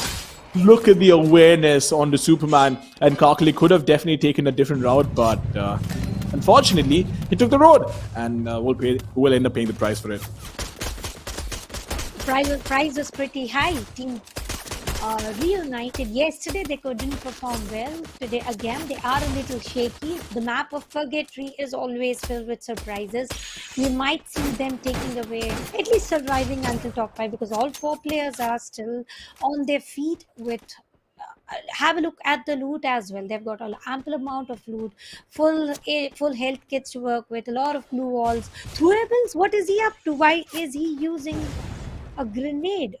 Was it to just distract the opponents for a while? I believe he did try to create that distraction by using a grenade there. Or did he miss? I'm not quite sure either, because a lot of times, these players are so smart, right? They'll do the exact same thing in 2 different ways, or do 2 different things in the exact same way. So it's really difficult to read the game sometimes. But nonetheless, Superman is still alive, can definitely help his teammates with here. But Superman needs to stay alive. He has XM 1014, but can he find those kills? That's the question. A very potent shotgun. He's stuck between the glue walls. He might just get taken down. His legs are exposed. So he's going to take any damage. Yes, he will. And he's going to be taken down with a melee weapon. Oh my goodness. Oh my goodness. That is so unfortunate. And he is also taken down as well by Napster's Pikachu. We get to see the side finisher though. 1 versus 2 clutch. That was awesome. That was very good. And that was a disguise grenade where he made sure that the players pushed through windows. And you need to use some IQ as well to win those 1v2 battles we're talking about right now. Unknown in the blue zone is going to bleed to death. There's nothing that can save him right now. And Team Train to Kill, they are also being taken down one by one, but there is a savior there. The players are trying to get revive the teammates. A niche put to shut down by Dule. And 16-17 players. Now this is pretty basic off the map of Purgatory. At least something remains intact, and not unlike of what we witnessed on the map of Bermuda. Well, absolutely. But talk about Chibo trying to take all the shots he can and will guarantee himself a kill with that Train to Kill is going to secure 5 kills for themselves. And I mentioned, right, they've been playing pretty passive, but now though, they're showing all the composure, all the confidence in the world. In the meantime, High Voltage trying to push in. Lore is going to be the one leading the charge, but can he find that pick is the question. Well, get stuck behind the glue wall, only has 2 more glue walls to work with, needs to go in and definitely does find the pick. Incredible use of the growth over there. Indeed, they have mastered all the ARs, and the snipers have already made sure, the snipers of the team have made sure that any sniper in their hand has to be used very wisely. And talking about shotgun, Poison is killing it. He's using 1 sniper and 1 shotgun in his name, and we are missing Charge Buster today. Yesterday, it was picked pretty often from the side of Nepal circuit, but today they are sticking to the basics of double barrels, sometimes mag 7 quite too often, and now there's only 14 surviving. Adem is taking down Xeon. There's no way he can be revived, so all Adem is going to try is go for the confirmation, secure that 1 point. But Poison revealing himself too much can put himself in too much of risk. And there's no, because there's been a repetition. They go for some double-digit kills, but the Booyah is snatched by some other team. This is the only time where High Voltage has got all 4 players intact. As soon as I say that, Lure is down on the knees. Well, Adem in the meantime is going to try his best to try and walk into the zone. Actually, not even walk, run inside the zone, but he needs to be careful. He doesn't have a lot of cover to work with. Train to Kill is going to go up against High Voltage. Who will come out on top though? Is it going to be High Voltage who's been dominating since yesterday? Or is it going to be Train to Kill with the sort of legacy that they have, with the grenades being popped out, so much damage being dished out as well? But High Voltage are the ones with the upper hand over here. Train to Kill, losing out on players left, right and center. The only player surviving is going to try his best to stay alive, but find that kill is the question. Nope, that is not going to happen. Train to Kill being taken down. High Voltage walking away with the Booyah, but hey, here's the thing, right? Train to Kill being in the top 2 teams is great, is great for them. Sure, it is great. And what is greater is High Voltage finally, after trying for the 3rd time. 3rd time is a charm, isn't it? We always say that. And finally, High Voltage on the 3rd map of the board, they are able to take away the Booyah, and with massive 15 frags and more. So something good coming out of Team High Voltage. They are also trying to create that lead on number 1 position. Tomorrow, the other 2 teams are trying to chase in as close as possible. But let's see how far can they chase, because High Voltage has got some dreams to fulfill. They want to make sure they cement the position 1. No matter tomorrow if they're playing or not, they want to cement it. Well, absolutely, they want to cement the position. There's no doubt about that. But it's not going to be easy for High Voltage. Sure, they have enough points to have that cushion, right? That even if they have an off day, they will still qualify, because you need to be in the top 6. And I think they're comfortably in the top 6, unless of course something terribly goes wrong. Because look, this week they've only played 2 days. Next week again they're going to play 2 more days. But they need to be consistent throughout all the 4 days that they will be playing on. And of course, if they don't make it, we still have the planes. But I'm fairly positive the way they've been playing since yesterday, right? Because look, it's not about if you get the Booyahs or not. It's not about how many kills you get. It's about being consistent, and that they have been since yesterday. Absolutely. They have been consistent, no matter how many Booyahs. This is going to be the 2nd Booyah in their name, but look at the frags that they are focusing on, and that is fairly good. And there's one more team who's focusing on frag, which is Team Train to Kill. They did not even close in near to the Booyah. They only had 4 placement point in the map of Kalahari, but still, they were in top 5, and that was all thankfulness towards 11 frags. This time again, I'm very sure they might have closed in towards the double-digit frag. So if they have managed to do this once again, What else would you want? Because it is their first day performing. They are showing consistent play in terms of frags. Booyah yet to be taken, and not only kills will get counted at some point of time when you have common scores, ties, and those tiebreakers are going to include booyah counts as well. So those booyahs are also going to matter, though that case is going to take a longer than when I say, but still you need to make sure you get those standing points as well. Oh, absolutely. I do believe position points are very important in this game because you mentioned tiebreakers, right? Of course, if your position points are tied up, then other factors come into play. But at the end of the day, it is a battle royale game. You need to understand that. And you need to understand the meta as well, sort of favors placement points over kill points because it's not easy to get 12 kills, but you could walk away with the booyah if you have enough firepower. But, here's the thing, right? I remember seeing Superman stuck between two glue walls and he got meleeed down by Pratham. That was very painful to watch for him. It was a trick, 1 versus 2. You got to do that. But sure, we are going to talk about high voltage now. Nove being the MVP here with a total of 3 frags, 3 headshots. All 3 headshots now. That is amazing. 3 assists as well. And total damage closing in towards 1700 points. And he has successfully revived one teammate. And you know who that is? That was Poison, who he was taken down pretty quickly. He was the first man to be taken down. And it was Nove who was successfully able to bring him back. And that mattered a lot. They're going to have not only booyah but also number 1 position with a total of 26 points, with T2K being 9 points lower to what high voltage has, 9 standing points, 8 kill points, and team SE surviving is going to get counted, but you need to have some good amount of frags as well. But still, a good performance from Sanura Gaming Esports as well. Well, absolutely no doubt about that, but again, look at high voltage with 204 points. They've finally breached this marker of 200 points. They only have 2 booyahs, by the way. But still, look, they're such leaps and miles ahead of every other team out there. But let's talk about NES. 1 booyah, 29 kills, and 88 points. So they have been getting position points, no doubt about that, but not a lot of kills to work with. Which they need to do because, look, it's not going to be easy for them to make a comeback or remain in the top 6. Sure, for now, there's not a lot of competition, but it will get tougher when week 2 comes around the corner. And right now, high voltage though, they are playing, and yesterday Moonlight Esports were also playing. So were Nepstars, Sanura Gaming, they were also performing yesterday. So out of all in their respective groups, they need to make sure they emerge into top 2 to qualify towards the grand finals. So I believe they are going to stick to the consistent performance. But there is going to be next map, which is called Alpine. And what do you think, Mamba? Their records are meant to be broken, and one record is created by V-Bros. 20 frags and a booyah. Do you see such thing happening?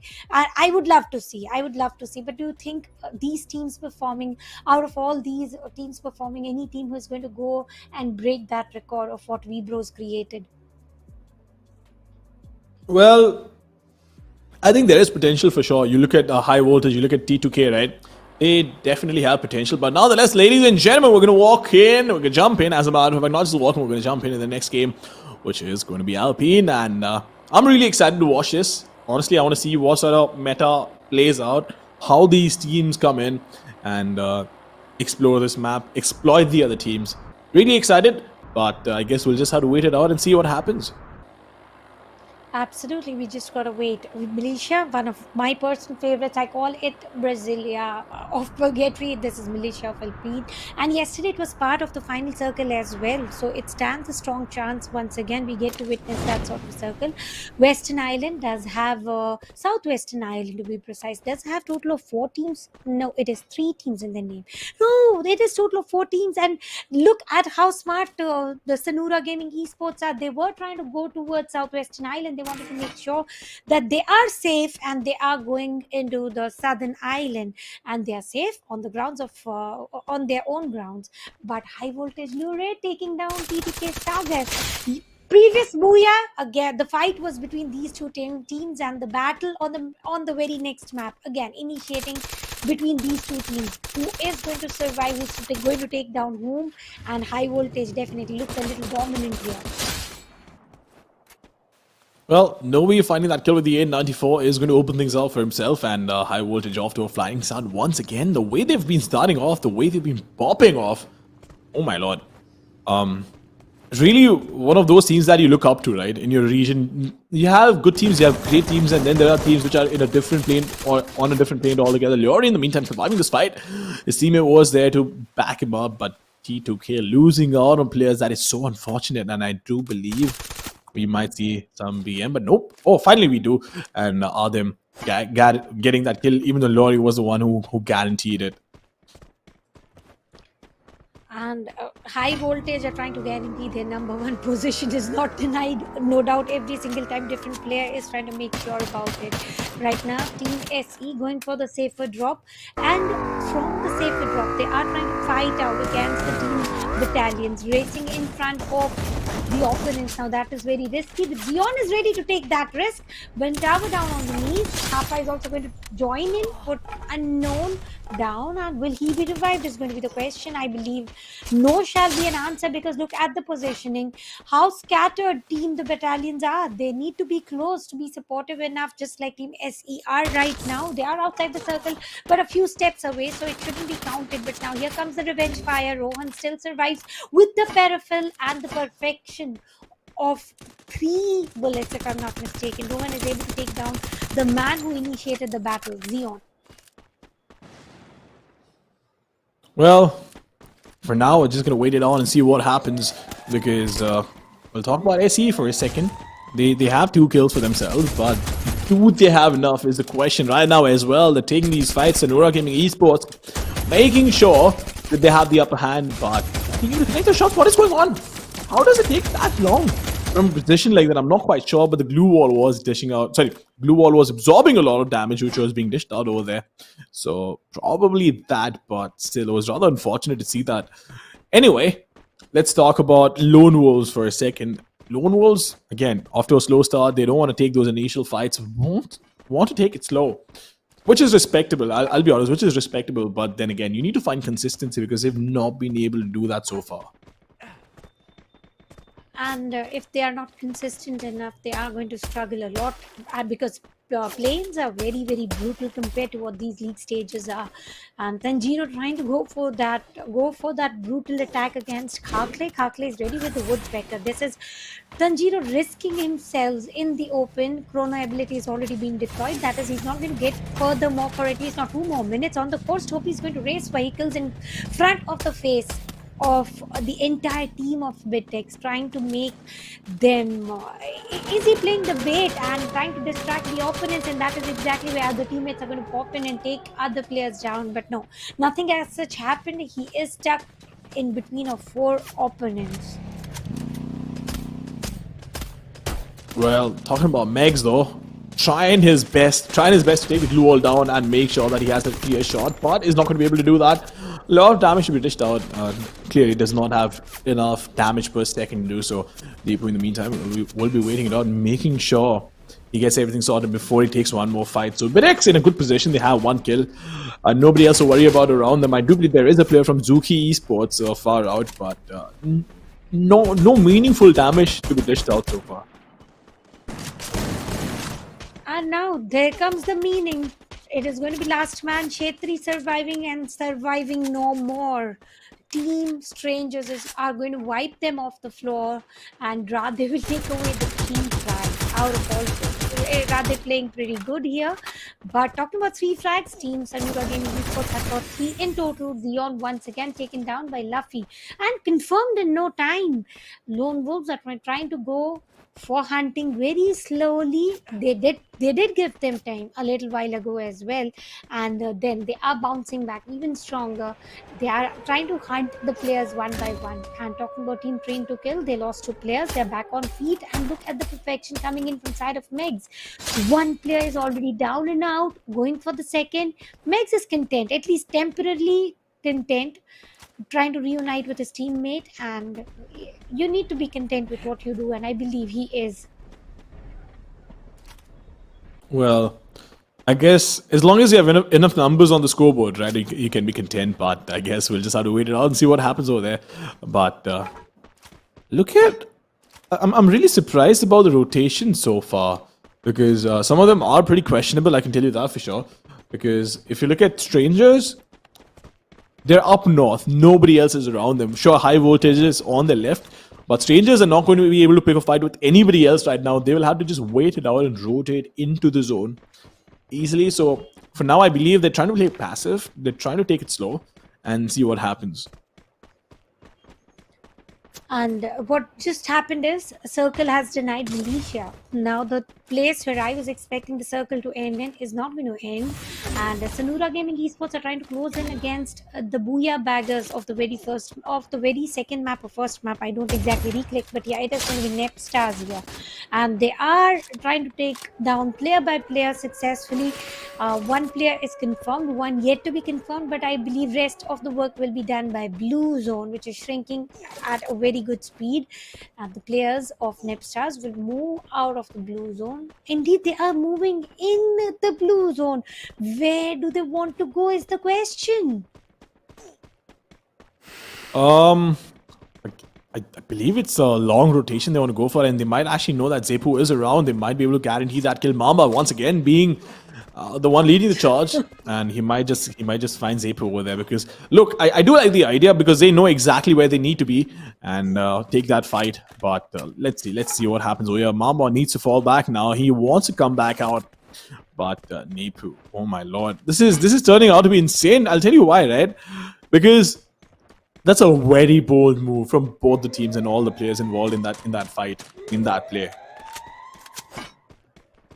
Because they're not only fighting the team, the opponents, but also fighting the blue zone at the same time. Now, that is pretty bold, sure, but who is bolder enough? It is going to be one man trying to push in against team like High Voltage. It is Nevar coming in from Team Strangers. They won one battle, sure, but will they be able to get second? Lure. They have successfully put down Lure. Novi will come in as a savior, and Blue Walls will save them furthermore. And Adin trying to give the cover fire for a while. This battle is going to take longer than expected. Lure is still not resurrected. Indian Nova is also put down on knees. Well, he will go down on his knees, but Nevar in the meantime making sure that he dishes out so much damage, making sure that he guarantees that kill. Got the knockdown with the grenade, but will go and push in and make sure he gets the point for his team. But Megs in the meantime is going to find the kill for himself. Talking about STN, Strangers are no strangers to playing good at least and getting all those points. But BidX 5 kills and all the 4 players alive. That's wonderful. But look at the amount of players alive on the server, right? Oh, just a fraction of a second later with the glue wall, and he's going to pay the price. Will get taken now with the nade coming in, but 10 minutes, almost 10 minutes, we still have 11 teams and 35 players. You know what that means. Endgame is going to be really chaotic. The smallest map and the highest amount of survivors here. Who is going to survive until the end, until the final circle, until the Booyah? Well, we don't know who is going to survive until the end, but lone wolves are put to shut down. The circle is closing in. Right now, Team Strangers are also looking very strong. 6 frags and also a perfect opportunity to gatekeep a team. And it is going to be High Voltage who are put down to sleep on the map of Team and Team TBS. They are struggling bad. Zeon will be the last man standing. How long will he stand? And he isn't going to stand furthermore. Well, they will be the man to put Zeon to sleep as well. Moonlight Esports, they have been spotted several times, but they don't have even a single frag in their name. They are taking everything very slow, and now they are going to fight against Zuki Esports. 4 versus 4 battle it is, and the compound which was totally controlled by Zuki Esports, and Superman is down. Team support will come in. Arjun is trying to make sure that the revival does come in handy. But will it be so easy? I don't think so. Taxidon on the court is trying to push in against, and Mamba is also giving the tough battle here, and he is trying to put in other players down and out. So Team Moonlight Esports will survive, and third party will make sure of everything is done as exactly they wanted to. And Zuki Esports, the team who did wonderfully well on the map of Purgatory, are out of the lobby right now. Well, now, BidX are going to try and push in Mamba along with his team, and they will try and fall back. But the question is, are they going to run away to safety? Will they be able to run away to safety? Because a 4v2 fight is never easy, especially when you're 2 men down. and are going in, but they do have solid cover to work with, so they could potentially win the fight, but they need to fight back. They can't be running away. They can't be showing their backs. They're holding the line, and that's exactly what they're going to do. They want to pick this fight. People will deploy the glue wall.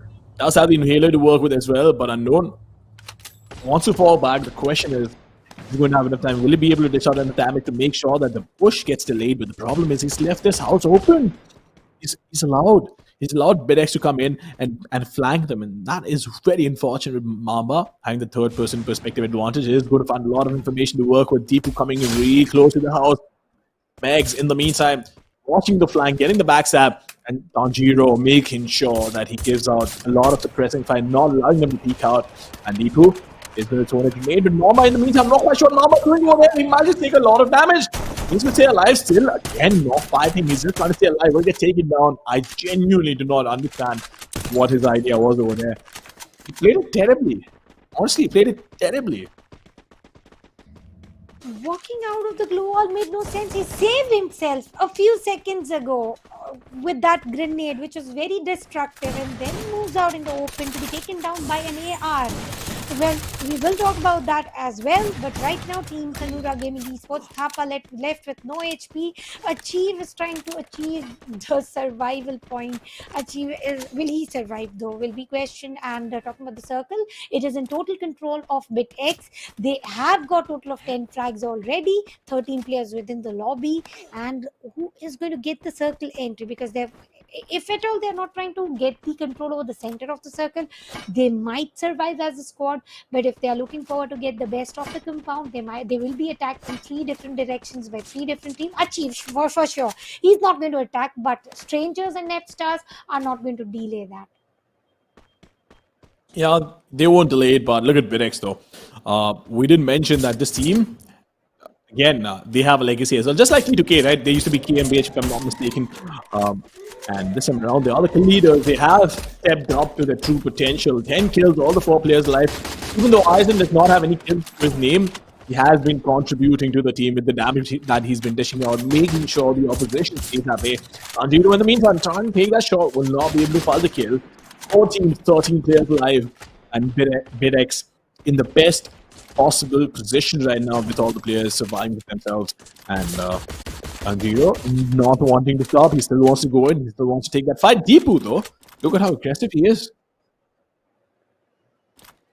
Deepu has been aggressive every single time, and as you mentioned, his Groza spray is always just about perfect. He is turning every player into gross. And right now, they are in best of position, but they are pretty scattered. Just in case if the team support is required, there'll be nothing achieved. Last man standing, trying to go for the side finishers. Well, that is not exactly I was expecting from Sanura Gaming Esports, but you tend to get those surprises in the name of shock, and this was one of a shock for me, because when you're last man surviving, all you got to do is survive silently. And I don't know if he was out of ammo or whatever he was up to, but ultimately it is going to be Deepu who is going to shut him down. With Strangers versus BitX, it is going to be the fight of unequals, 4 versus 2 versus 2. 3 indeed. Strangers have got total of 3 players surviving. Well, look at Deepu though. In the meantime, he is going to wait it out. Has taken a lot of damage, does have 3 kills, but needs to heal himself before he steps back into the fight. And BitX in a really good position right now. All they need to do is survive. All they need to do is take it slow, because they have all the information in the world. They know exactly where Moonlight Esports is, and the more time they spend in cover, the easier it's going to get for them to get those shots. But in the meantime, Strangers trying to rotate in, but BitX making sure they make the most of the solid cover they have. So many windows to work with as well, but they might just get flanked. They might just get sandwiched. The question is, can they survive? But Megs has a lot of information. He is going to make sure that he rains bullets. He rains ray on the opposition who's trying to push in. And BitX might just walk away with the booyah over here, Tanya. Nevar does have hand cannon in his hand, but how will he go for this close duel that he's trying to pitch in? And he wouldn't be allowed by Tanjiro with that double barrel. 15 frags. Will Deepu be revived? Will be the question. Yes, is the answer. He's back on his feet. 4 versus 1. And now last man and a dream to get at least 1 frag, which was totally denied. And here comes the booyah from different team once again, BitX. 4 booyahs, 4 different names, and this is what today is about. Not single team is going to take over the leaderboards. Not single team is going to take away the booyah charts. We are having different strategies, different teams, different players, but we do have some consistent teams to talk about. Teams like High Voltage, teams like Train to Kill, and having new names on the board is always fun to watch. Oh, absolutely. Having new names on the board is always fun to watch because that shows that the scene is growing. That shows that all these teams are catching up. And as much as it's nice to see one team dominate because it's more friendly to the spectators, but for the overall circuit, it's much better when you have teams going, edge to edge, battling it out, and they're only within 1 or 2 points of each other, because that means there are more exciting matches, and it's not a one-sided affair where one team walks in and storms everybody else. It's almost as if you talk about yesterday, right? For example, Webros was bullying everyone, and look, it's nice to watch, but not for a very long time. Because nobody would.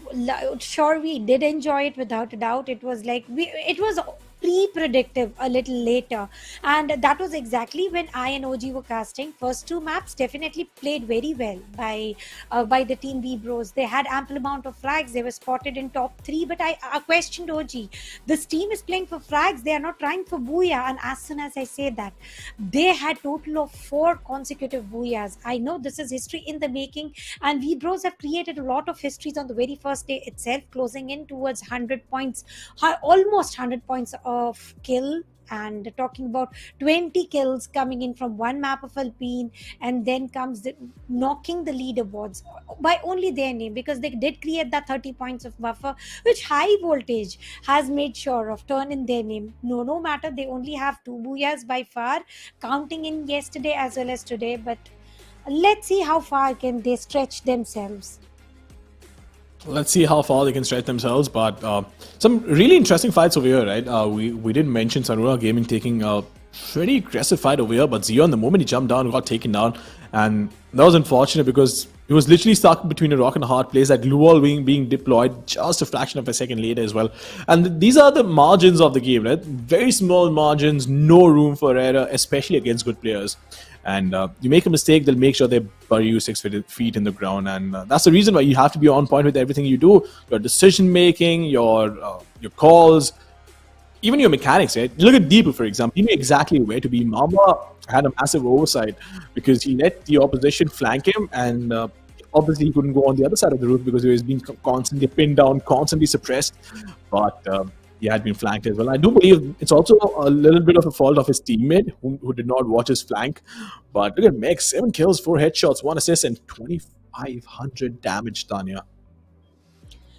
No, that is too much just for 7 flags and only 1 assist to show. Maybe he delivered a lot of damage which he could not convert, or maybe his team could not convert into frags, or the players were revived whatsoever. But for 7 frags and 2,500 points of damage, he did try to go very strong. Bit X will be spotted on number 1, and I did ask you, will the records be broken? Records did not get broken, sure, but talking about Bit X, they were very close. Not being able to get 20 points, it's fine, but gaining 17 points is amazing as well. 29 points, and overall, Team Strangers, who were very shaky from the start of the day, now they are also trying to solidify their play set, their mindset, with a total of 18 points, followed by Sanura Gaming Esports. Once again, they are spotted in the upper half of the leaderboard, but let's talk about the lower half, which we have been missing. And look at Team TNP. They go empty-handed. Team Pirates, to be precise, they go empty-handed with total of 0 points. Yet they have been performing better than what Team CHS did in entire 8 maps. Chandra Surya, that is. Well, the good thing is, at least we're seeing teams catch up, right? It's not just one team having a massive advantage, not just one team having a massive lead. Teams are catching up, and it definitely looks like it's a little more balanced. But of course, there's a long way to go. It's only day 2. We still have tomorrow, and then 3 more days the next week. So of course, 6 days of group stage where everybody plays against each other and has a good chance to go out there and get all the points in the world that they need. But nonetheless, ladies and gentlemen, we will talk about all of this. For now, it's time for a really short break. Do not go anywhere, because we will be right back with a lot more action.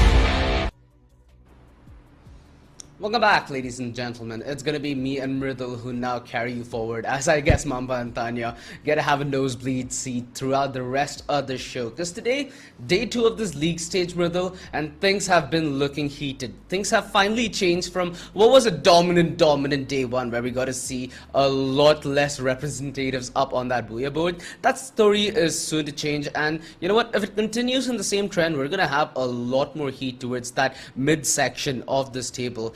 It's been an exhilarating day, my friend, and we have another rotation. What's your thoughts?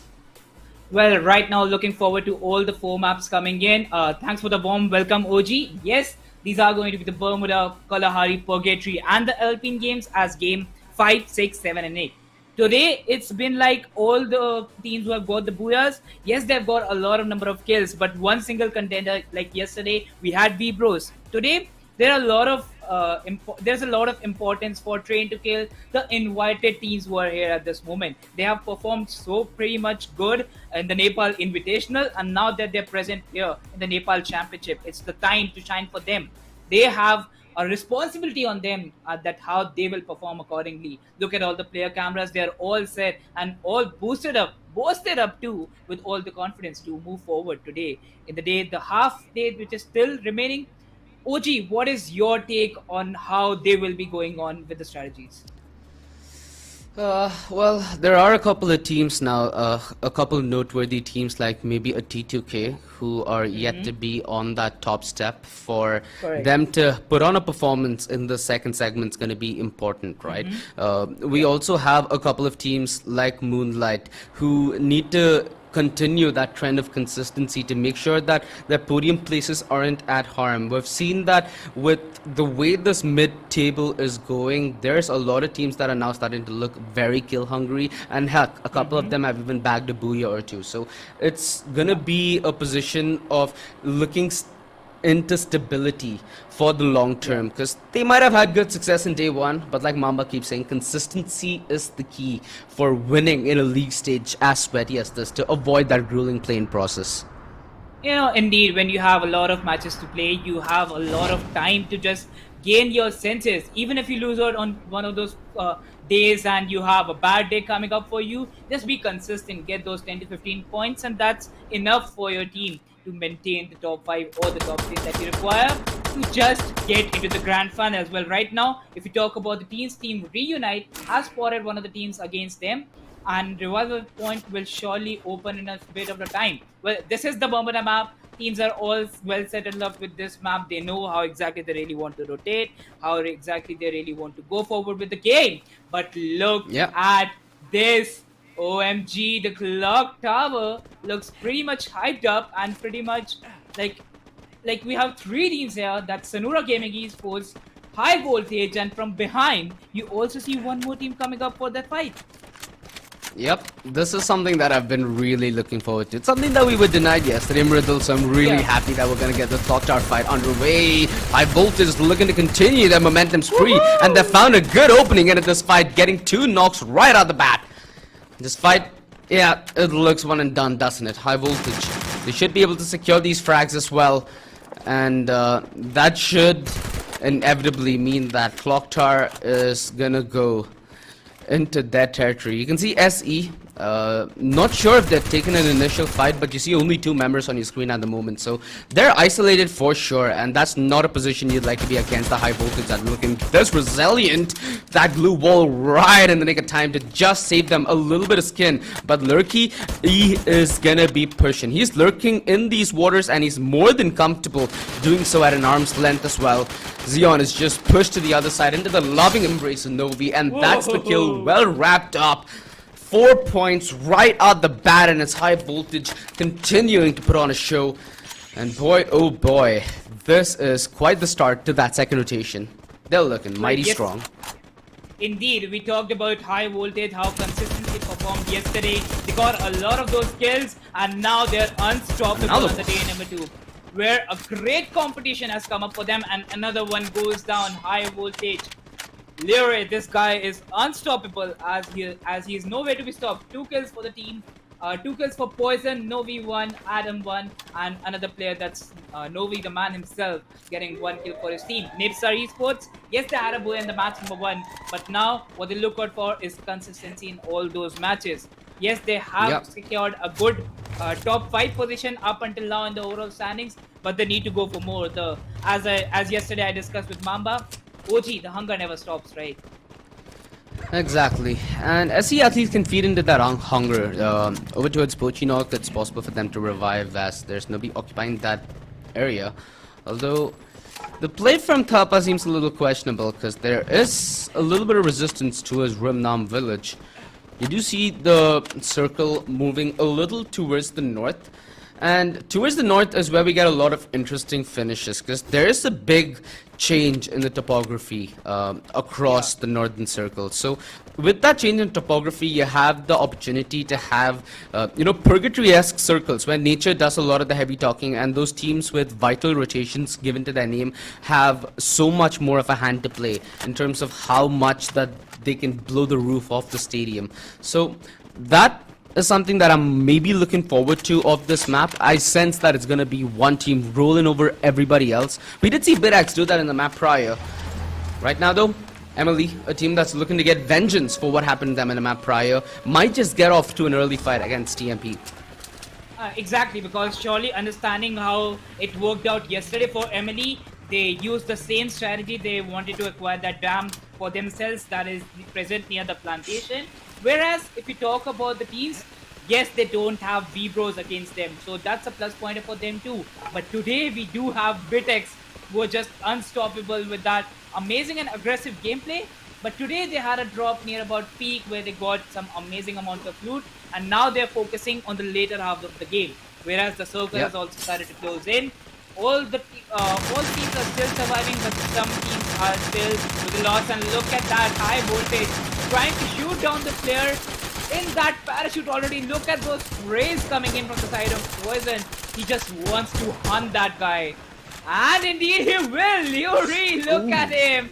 Zion, before even coming down to the ground, touching down the ground, he has got punished, and with that, Zion will be punished after that revival. That's a hard break. The worst part is it's Zion who's fed a point into high voltage yet again. Yeah.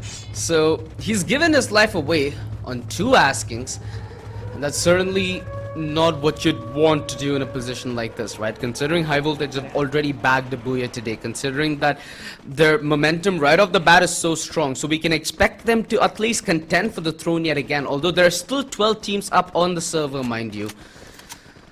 Not going to be ideal when you're trying to play the long game, to give them so much extra to work with. And this is also a very heads-up play from high voltage, right? The rotations throughout the map, they're anticipating where the reposition should be for the revive to come in, and they're hunting for these kills actively, while at the same time, if they manage to find any squad or any member for that fact along the way, it's an added bonus.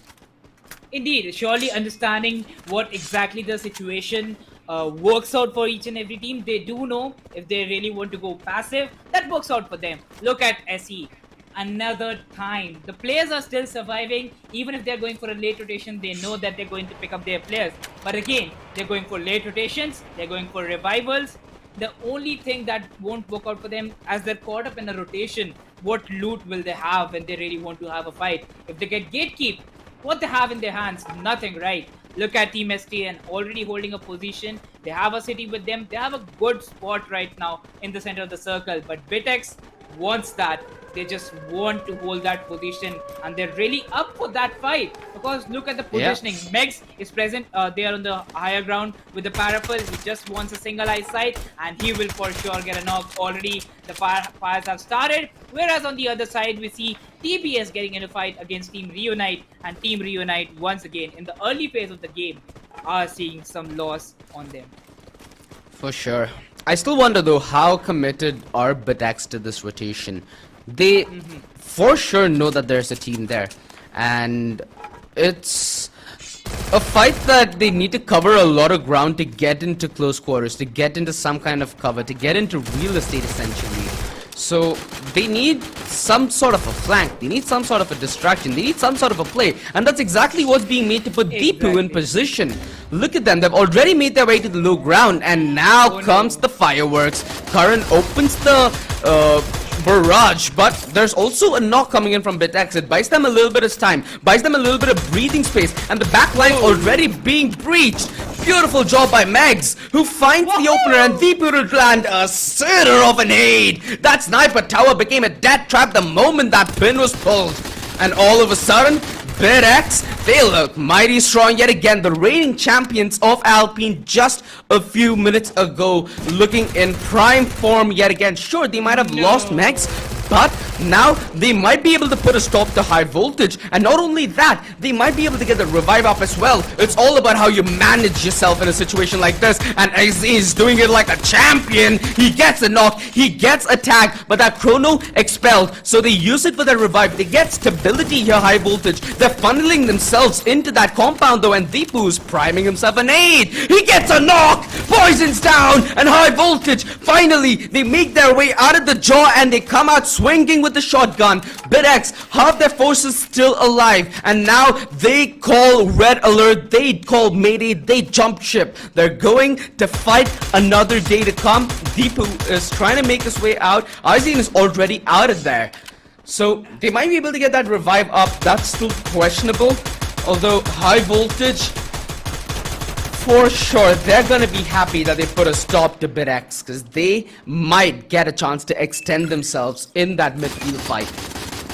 Oh wait, Deepu, this guy is not stopping, already getting all the kills by the grenades. Aizen plays perfectly at that point of view. Now, here comes one more squad, that was Zuki Esports, not landing right, good for them.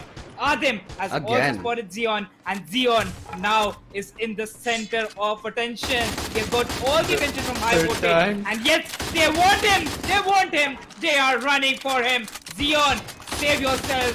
Adem is just gonna change for you. This is gonna be the third time in consecutive fashion he's gonna die on the hands of high voltage, my friend. Oh, not a life that he'd like to live. No. Although, oh, did he get confirmed? Alright. Was that from Raza on the other side? It had to be, right? Indeed, assuming it is. Were fired. Yeah. Yeah, and on the other side now, look at that. he's revived yet again. It's like a different hell that he's being put in, my friend. He needs some success at this point, and it's Moonlight Esports, ironically, that they land into. It feels like every time that they land here, anytime that they land, in fact, they land into the jaws of another giant. Yeah. And once again, now looking for strategies that... Rick? True job on them? Yeah, oh, exactly. The nightmare! The misery! High voltage, they're gonna get yet another kill to their name. This is their 12th marking at this point, and they still have 2 of the members up, so it's possible for them to keep the squad up and running. Kind of what SE have been doing the entirety of this map. And mind you, Megs, a flashback to what happened in the fight prior, he was the first casualty, and he's been revived, and he's trying to lone wolf his way as well. So there's still 10 squads up on the server, there's still possibilities of more bodies to drop from the plane. And that opens up the jaws of some of these teams who've been a little more patient, right? Look at TBS. They've been a little more cautious. They've been preying on T2K. And mind you, T2K, a team that's praying for a good result today, yeah, they're going to take a more conservative route. They're not fighting this whatsoever. In fact, it's high voltage's last 2 players who might just fall into this trap. Could this be the outing of a team that we are anticipating to take a booyah? Only time could be the teller of that tale. Ooh! What? Whoa. That nay was delightful! He gets that knock!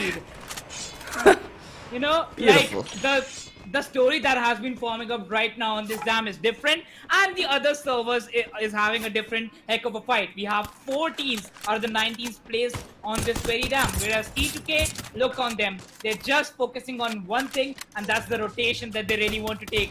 TMP, MLE, HV, high voltage, they're just focusing on how they'll get those revivals up for them, and then they really need to come back to this game. But that's an end for BitX. A bit of a mess for Megs, as he was the last guy surviving for the team. One of the last important players who could have revived his teammates. But no, it's Nen. That's the DN for the side of BitX. Now it's a TBS unknown getting the kills for the squad. ML is Sudhir. Nowhere to be stopped with the Parafel gets all the kills of the lobby, whereas Napstar Esports, they have spots decided to rush to this duo. Are them getting wiped out by TBS? Napstar Esports, it looks like that HV, even if they're having 15 kills, it's a story done for them. Mama with the max 7 gets the end to that story, and with that it's a wipeout. High voltage gets out of the game at the 8th position, and now we have the last 7 squads surviving, 21 players to be right now correct with all the players right now. We are moving forward into the 5th circle. Yep. Oh, there we go. Luffy, it was like a game of whack-a-mole at that point. As soon as he popped his head out, he had only one place to go down.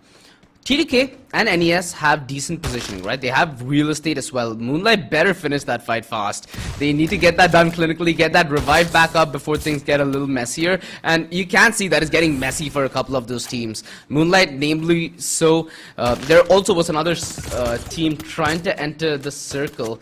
So it's not looking real good for the late rotators. This is where when you drop shop early, you have a lot of rewards to then reap, and T2K are notably one of those teams. We'll mention that this is one of the teams that's looking to put their name up in the top and try to be a little more contentious. Of course, this is one of the teams that represented Nepal in some of the biggest stages. So T2K, a lot of weight that they carry, and right now they're in prime position to do that heavy lifting. They have this compound, they have a lot of long range weaponry, and now it's gonna be a tell a time. Look at the circle. It's only T2K with some sort of real estate to work with. You have TMP and MLE as well on the other end, but they're gonna be forced out in the open eventually, and it's utility that's gonna do a lot of the heavy talking here. Indeed, right now looking forward to the squads who are still surviving in this game. It's looking like a good passive game for them. They have all the positions that they need, but then if we talk about T2K, they need to do a lot. They just need to go like the south for their side, because right now they have all the 4 teams in front of them, and there you go. Rahul, Emily Superman, Chris. you had a position, but Chris with the grenade launcher, perfect. On-point grenade, and with that T2K will get a position, whereas Emily dethroned from their best spot. Now SEZ on this guy. Look at Surfer Gaming Esports, record for 6 freaking times, just like lying down on that top. He just waits for the other teams to come in, drops in the water, gets spotted, Clean and up. done and dusted. A cleanup. Yeah. Got eliminated at the 4th spot. A good spot indeed. Oh, okay. T2K lose 1 member, and that's the last member from Moonlight who's trying to do the damage, although the trade does come on through. That, of course, means T2K are a man down, right? Now comes the crunch from NES, who have their entire squad lying in wait, although now the position arguably is in the favor of T2K. There's a lot of open ground between them, and we've seen a couple of delightful nades. If there's a couple more of that in the bag, the side of NES are split apart. That it's going to be hard for them to commit the kind of rotation to then get a revive. So it'll be a guaranteed knock and a guaranteed way that they can then enter this fight. NES, all that they need to do is hold and bide their time. Unknown, forced and now prone on the ground. He's almost taken down there. 70 HP. He's going to rely on the cover that Mamba can give him. And Mamba's headed over to the same position. A stray nade could do massive impact. And Mamba down a half health already. This gives T2K the confidence, the push, and the knock enables them to do so. The trade finally comes on through, but it's still going to be a 2 versus 2 though. 2 versus 2 to end all of that, and yes, that will end with Napstar Esports once again on the same map, They had a booyah in the map number 1. Well, it's Team Napstar Esports getting the booyah on their name. Napstar Esports, that's what they wanted. They had a consistent day till now, and once again proving all their side, proving all their plays on the map of Bermuda. They have got it for themselves. OG, up to you. Dude, this is a heartbreak for T2K though, I'm not gonna lie, because I was eyeing for them to get this booyah. That would have meant a whole lot for them, right? 1 booyah, it can also get you that motivation to then perform infinitely better in that map 6 that we'll inevitably get to. But I think in terms of what kind of a game this was, so many revenge arcs, and I'm pretty sure that SE are gonna have a small problem now with High Voltage, considering the amount of times High Voltage was able to feast on that same meat. It is criminal, and they got a lot of kill points off it. What, did they exit the server like 6th or 5th? If they did so, it's still a decent result considering the kill points that they did put in. Indeed, they had around 15 to 16 kills. It looked at one time. We also discussed within the game, right, that we wanted High Voltage to win because they were so dominating. They were so throughout the game just being like hunters and bashing all the squads that they had in front of them. But then came up a point where it was only one guy surviving and they got sandwiched between 3 teams. Talk about SE. Revival point has worked the best for them. 6 times Xeon was revived. We were just looking forward on the kill fight. Xeon revived. Xeon revived. Xeon revived. And he was standing there up until the top 3, getting the 3rd position for the team. And still, it worked out for the team, right? To some extent it did, you know, it's about playing that long game, but yet again, dude, like, if those kill points don't come hand in hand, placements can do very little. The philosophy has always been you balance kill points with your placements, and if you only get placements, sure, you get some sort of guaranteed points, but it will never enable you to compete towards the front end of the leaderboard, which is exactly where you need to be if you need to directly qualify to the grand finals at the end of this league stage. Otherwise, you risk a chance of going in the play-ins, and heck, even in the play-ins, you need to be amongst those top 6 to get a slot then into that grand final. So it just complicates the entire story, and it's about the approach. You know, a team like even High Voltage, for that fact, after they took a lot of those initial duels, they were struck together as a 2-man duo for the rest of the game, and they still managed to piece together 2 kills on the back of that and then managed to get their outing. So plays like those are what's going to be more important on the back of playing all-out aggressive, and that's something that's changed here in day 2. In day 1, I'd say that there were far less fights, even though we got like a fight every minute, but it was restricted only to one single fight.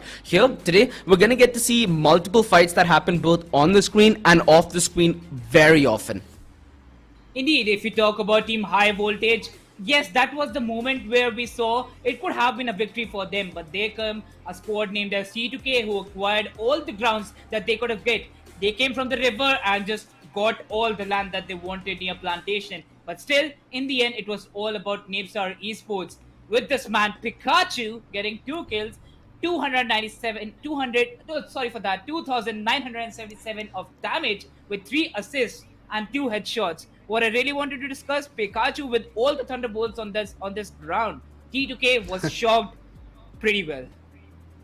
Yeah, now getting the chance to be the first team for the day to repeat the Booyah and on the same map in the second rotation. Exactly. Yeah, they're gonna be pretty happy with how this game went, Napstar Esports, and that begs the question, you know, who has the advantage walking in? Because let's be honest here, with how the formats changed, right, Mridul, from it being 6 maps a day to 8 maps a day, teams really can't rely on momentum anymore. And with the way the map rotation has changed as well, before we had Bermuda, Purgatory, and then Kalahari, but now we have Kalahari as map 2, we have Purgatory as map 3, and then we have Alpine as map 4. So having any kind of flaws in your map pool and relying on certain maps for momentum is no longer a feasible strategy, considering how long the journey has become for a single day, that is.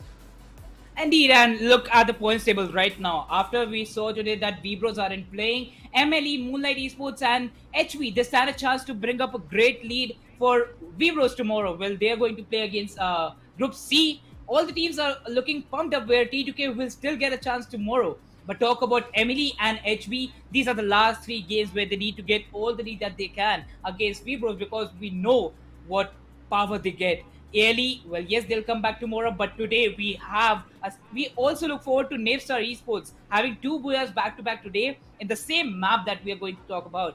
Bermuda look really good for them, but they need to be consistent throughout the other 3 games that are going to come. Purgatory, Kalahari, and Alpine becoming a new engagement right now, as Nepal region itself is a young region, a new region, a new map getting introduced, and then a new format of 8 maps in a day. You need to be consistent, get that momentum for sure, but consistency is going to be the biggest key at this moment. For sure. And in all honesty, like, even teams who are a little lower down the order, like a good example is BitX, who are right now position 12 in the overall standings. having a decent performance today and continuing that performance is what's going to enable them to fight back from the very beginning. And that's something that I'm hoping that they're another team that who could provide those kind of results in the second rotation. I'm hoping for new names as well, man. I'm hoping that we have another session where it's a couple of newer faces up on that Booyah board. I think SE are in a position where they're cooling off. That leaves the throne a little open for the second rotation not to be contested by a couple of these teams. TRU is another team that I feel like didn't really get the best of showing in day one, and day two hasn't been real different for them. I hope for their sake that they have something to bounce back with. At least with the drop so far, it seems like a lot of teams have their preferred spot, and there doesn't seem to be any team that's looking to contest it right off the bat. TTK though left with Refinery all by themselves, and we might have the first map in the entirety of this tournament that starts off in a much more relaxed fashion. Indeed, and that's the map of Kalahari, where you know the players will fight for the drops, will fight how they really want to get all the loot for themselves, where it's Team Reunited. Indeed, with their name, they really need to stick on to themselves, because right now what we're seeing is not working, what the splits that they have, right? Because of the splits, they get that height advantage too, but then they're caught in the open and then it's done and dusted. But for now, caught in the open is Team Lone Wolves, who are right now just hunting and wanting to hunt down all the kills that they really will get. Team SE on the other drop, Kazuki Esports in front of Team TRU, where STN, Sankin, a bad decision. One of the solo guys, the squad is not present near about him. So the only way he can still come back to the game is that revival point. Yeah, he'll be dropped back from the airship as he goes down tumbling this hill. He's just at this point trying to put up as much resistance. If he manages to sneak a kill in here, it'll be pretty resourceful. He does! Alright. You know, in all honesty, that's a good trade, dude. That's a nice trade. You take that any day, wouldn't you? A free kill, you get that revive, it's all Gucci. You get to start all over again. It's just, what, 2 minutes from since we started this map, so for all that concerned, it's an early day profit. And indeed, OG, when you're getting a kill, you're already getting 1 point for your team. And then that's a good trade-off when you know that you're going to come back into the match. Look at the circle right now moving forward to the southern side of the map. Well, yes, again, it looks like that it will form near about Mammoth or Refinery, just the similar circles forming up on Kalahari.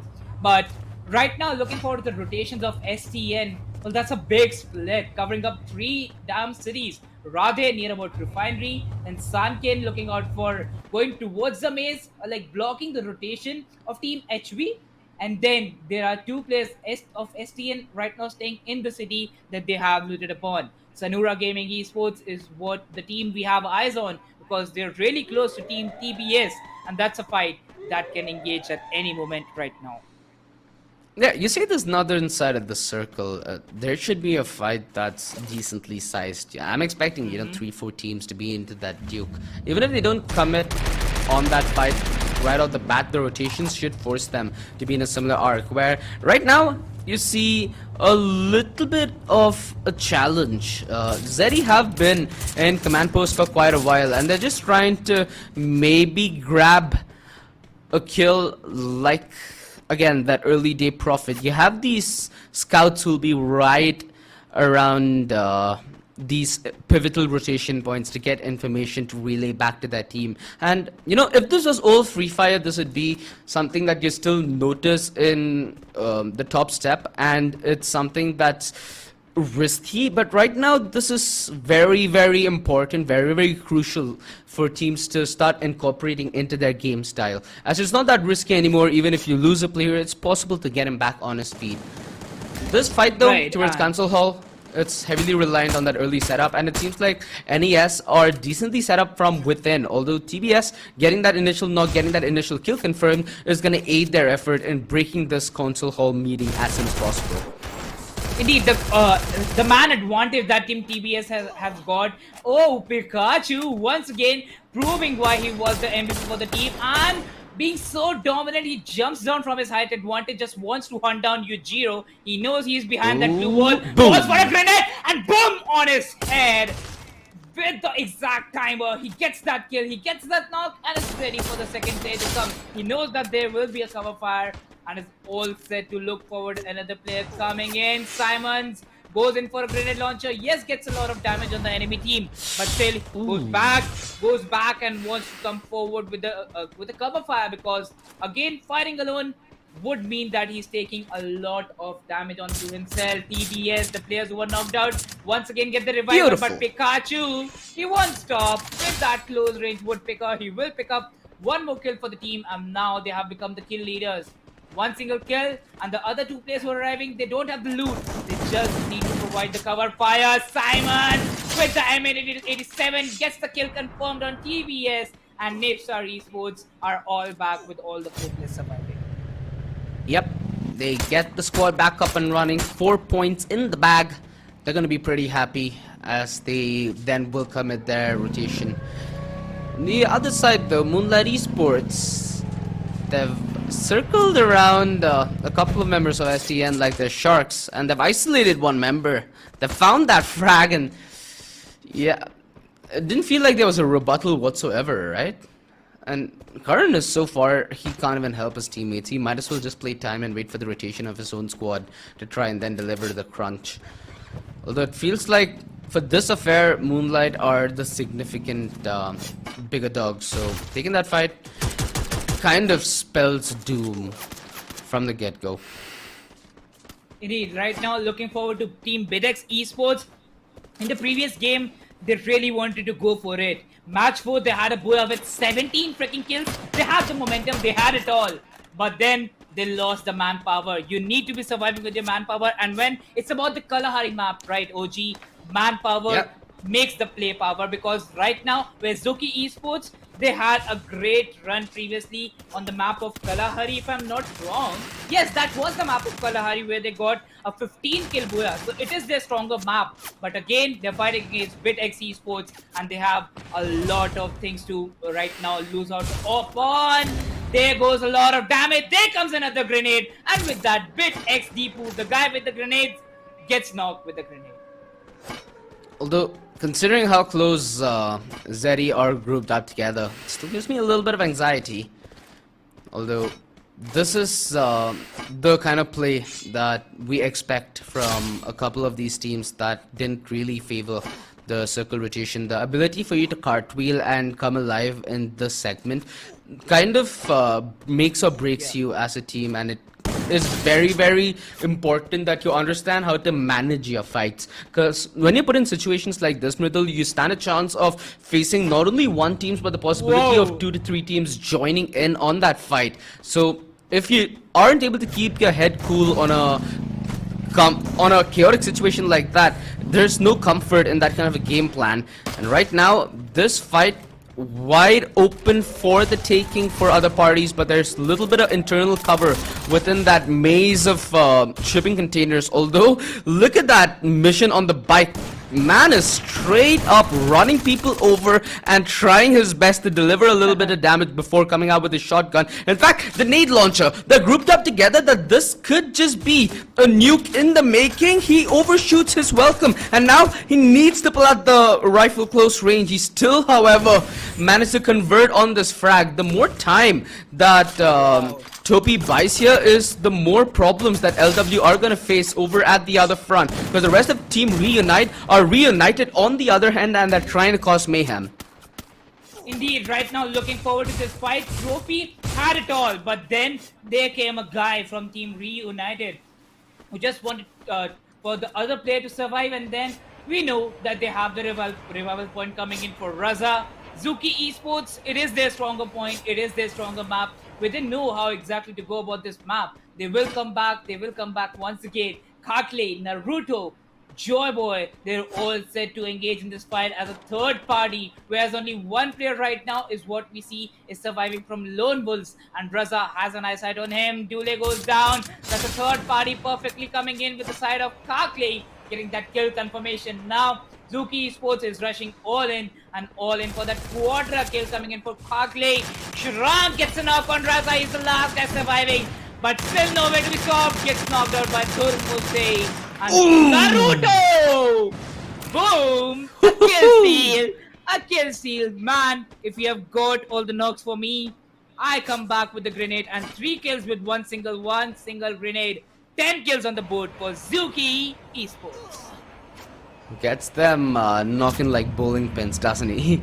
It's right now, it's a circle that I think we've seen a lot of times, and I hope that it's not going the way of Refinery. We've seen countless Refinery finishes of the day. You're jinxing it. Okay, it's having half of Refinery, so I'm half satisfied with this.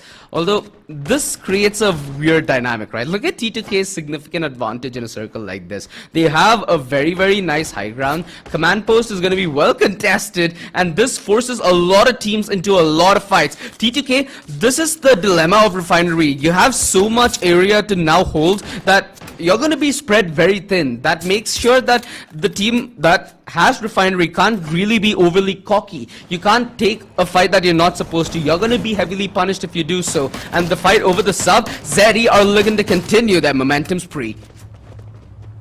Well, nowhere to be stopped. Right now, what I really need to look out for is TMP indeed, because look at that, OG. 10 squads are still surviving. It's the 4th circle about to close in.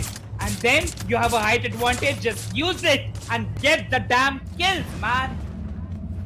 Nice. Easier said than done though. And that's something Zeri are also making it look like. Zeri, 12 kills on their bag already. And over on the other side, High Voltage on their way rotating in. They encounter NES. They fought valiantly. However, they need to try and cut their losses while they can. The Chrono to try and get that revive back up, but it's not going to be easy. Although Mamba goes for the wrong kill, and that's costing him his life. The revive's back up. They might be able to heal, but those blue walls are shredding down to pieces. They get another one, and now 9 in the bag. They're not going to be all bad with playing placements and trying to play a little more conservatively, as there's a lot of other fights happening parallelly on the other side of the server. T2K, however, a team that's been waiting for its day to shine at Refinery, only with 2 kills on their bag. They better start getting kill hungry at the moment, because a lot of teams are snagging away at these points. Exactly, because right now if you look forward to T2K, they have been silent, they have got the high ground on Refinery, but again they need to go south, they need to go southwest, where they already have a squad on that height advantage, whereas Pikachu gets a revival on his teammate, and it looks so good for Team High Voltage, even for Team Napstar Esports. But there comes T2K, and it all looks so bad for both the teams. There comes Tapa with the kill confirmation, and the battalions, now with that 2 players are surviving, they really need to recall all the other 2 teammates. Videx once again back, all the 4 players getting recalled, and now they have a rush on them. Okay, getting healed with the heal sniper. Zuki Esports is up for a fight, is up for their 3rd fight of the match. They have that amazing gun power advantage. The map of Kalahari. There you go, the shotgun comes in. Katli gets a knock on Videx, makes a kill confirmation by Jangi, and Poison gets knocked on Deepe. Oh no! It's all falling apart, Videx! A heartbreak! This is not the way they envisioned this to go. And their hopes in this map looking very, very bleak and short-lived. SDN, another team that is not really having the best of days, right? Strangers, I don't think from their initial fight they ever were able to recover. Close range shotgun, the fact that Radhe is not able to find that kill eludes reality and common sense. Finally, there we go. Radhe finishes the job off, but not with the shotgun, ironically, close range. Yeah, imagine explaining that. Although High Voltage, they have a lot of kills already.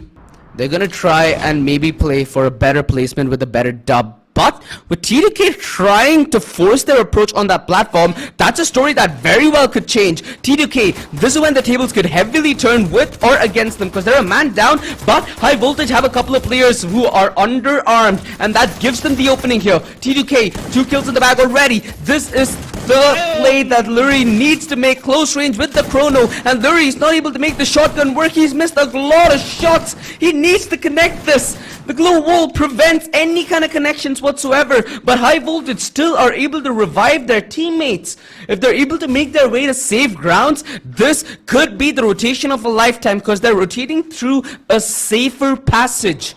This low ground is heavily under-equipped by teams who are able to put a stop to such a force.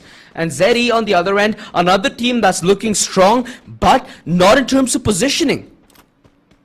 Indeed, high voltage presenting the same example where you have a spot for yourself.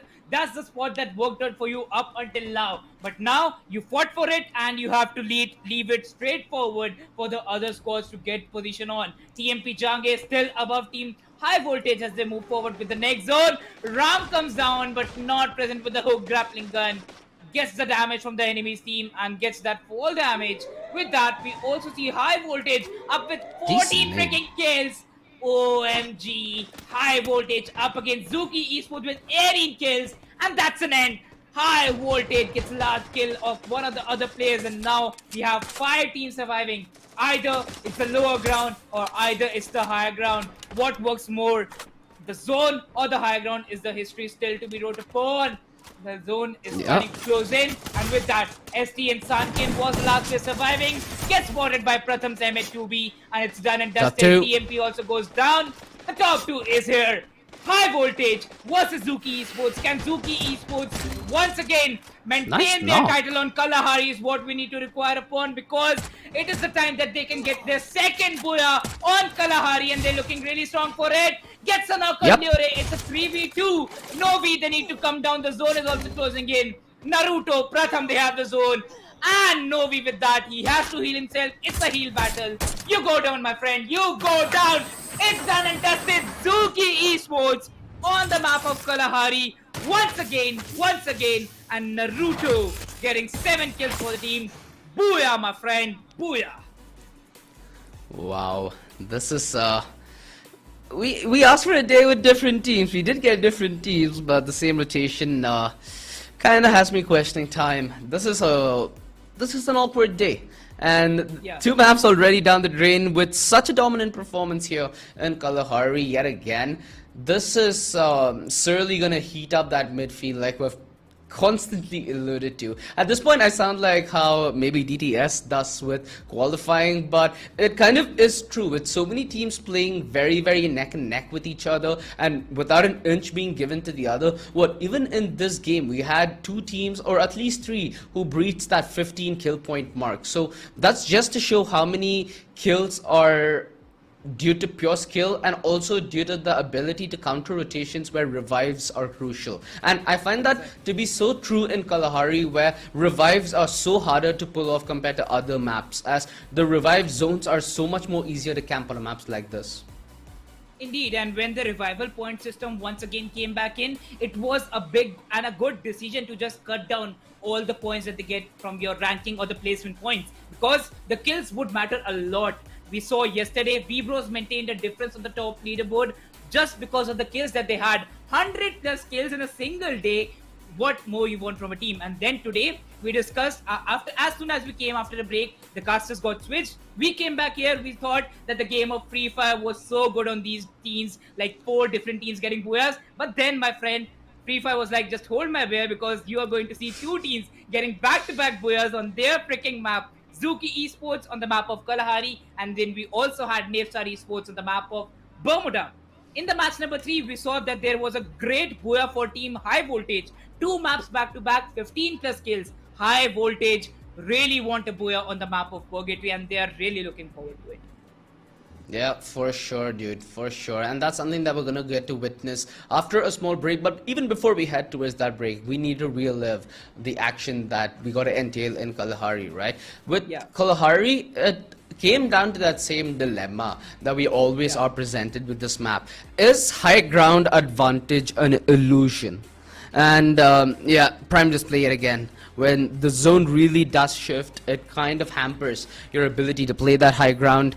And a lot of teams that do not find themselves in that podium position, it sometimes ends up opening up just due to the fact that the circle is shifting towards you, right? You'd assume that that team won't have an advantage, but bam, a flip of a switch and that changes. Considering the way this entire tale finished, I'm a little sad that T2K, considering Refinery was their home ground and it wasn't uncontested, that they had such an early outing and more importantly an outing with very, very little kill points to back it up.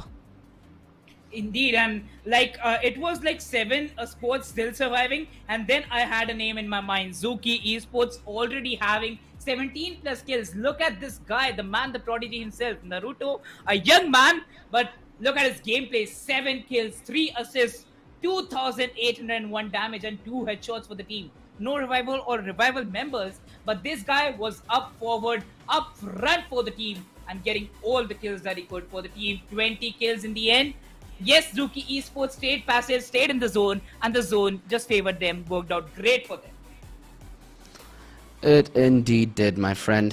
We're noticing now that there's a couple of teams that have set their standards apart, right? You have Zeri, you have High Voltage, you have NES, you also have SE occasionally who come in there and put up a very decent performance. There are teams like BitX who aren't really having the best of days, but they have decent performances on a couple of these maps. So now we're starting to notice the teams that bring in the consistency, that bring in the kind of results that even off the back of a disappointing map finish could still hold its ground. And I'm talking about teams like ALE and MLE in this kind of situation, where they might have only one Booyah to their name, but their consistency on a map-by-map basis has allowed them to edge out the competition and contest towards the top of the field. Indeed, like look forward to Team Nipsar Esports getting 133 points. Yes, they are climbing up the table, but now the teams that they need to beat is ALE and MLE. MLE not working out good for them, and they look strong on the table. But again, dethrone is what we see each and every time, and how WB was dethroned because today they are not playing. 100-pointer advantage today after the day ends for Team High Voltage is what they really want. And only 18 points left for that, right? So a good gameplay from their side where they have got those points. But now is the time that we really need to take a break before we come back with the last 2 games for the day. Going forward for a break, guys. We'll see you after a short while.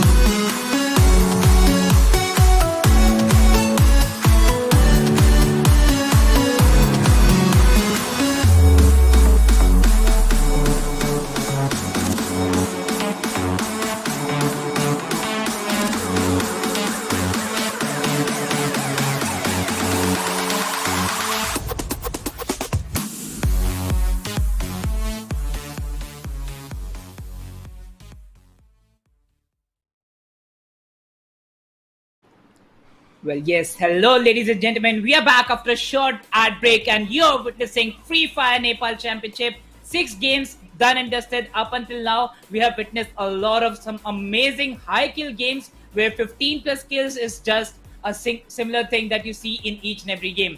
High Voltage is up for a Boya in this map, and they have got a Boya on the map of Purgatory in the match number 3. Whereas OG, what expectations you have from the other teams? Which are the other teams you're looking out for that they will shine in the rest of the 2 maps?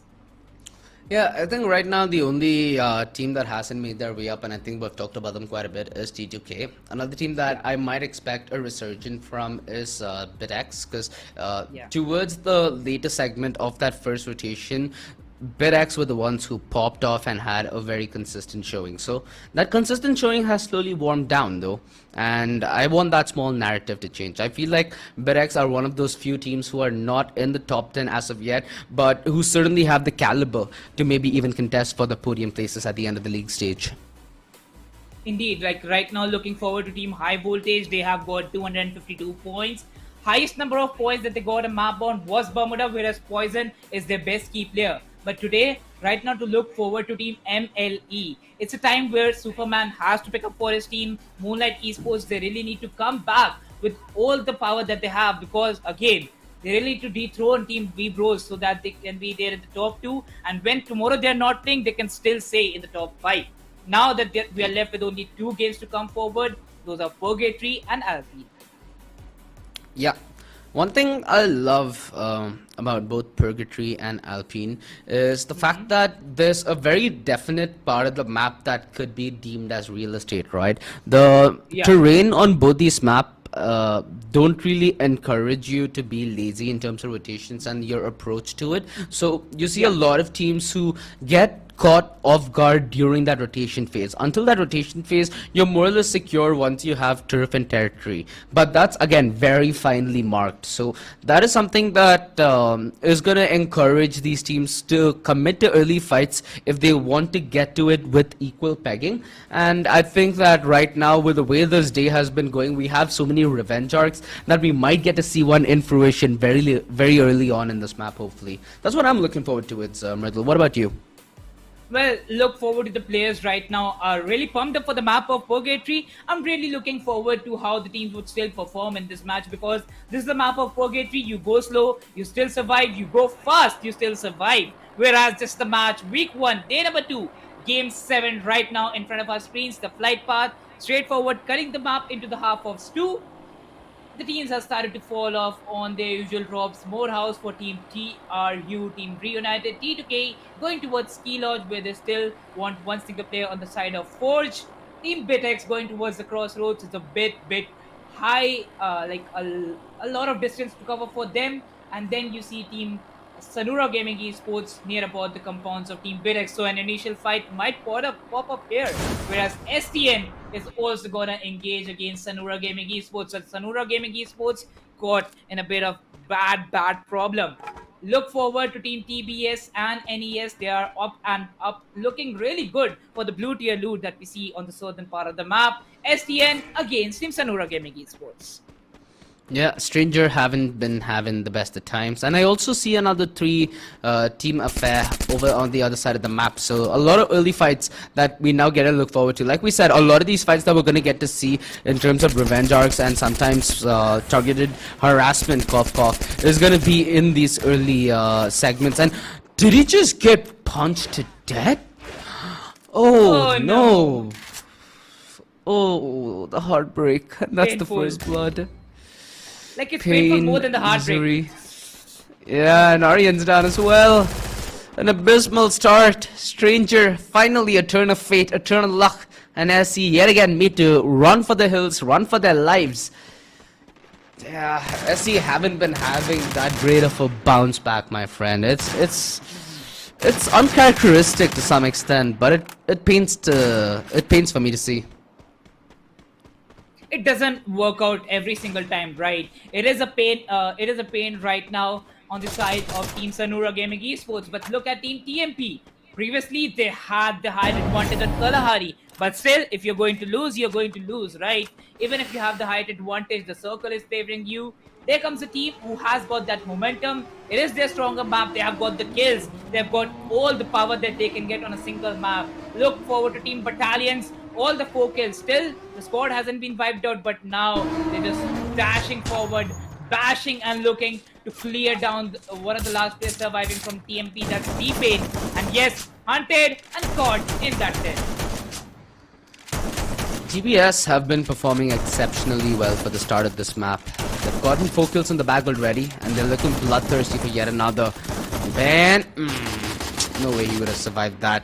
Had 3 steaming hot, angry players heading his direction, and SC are out the server.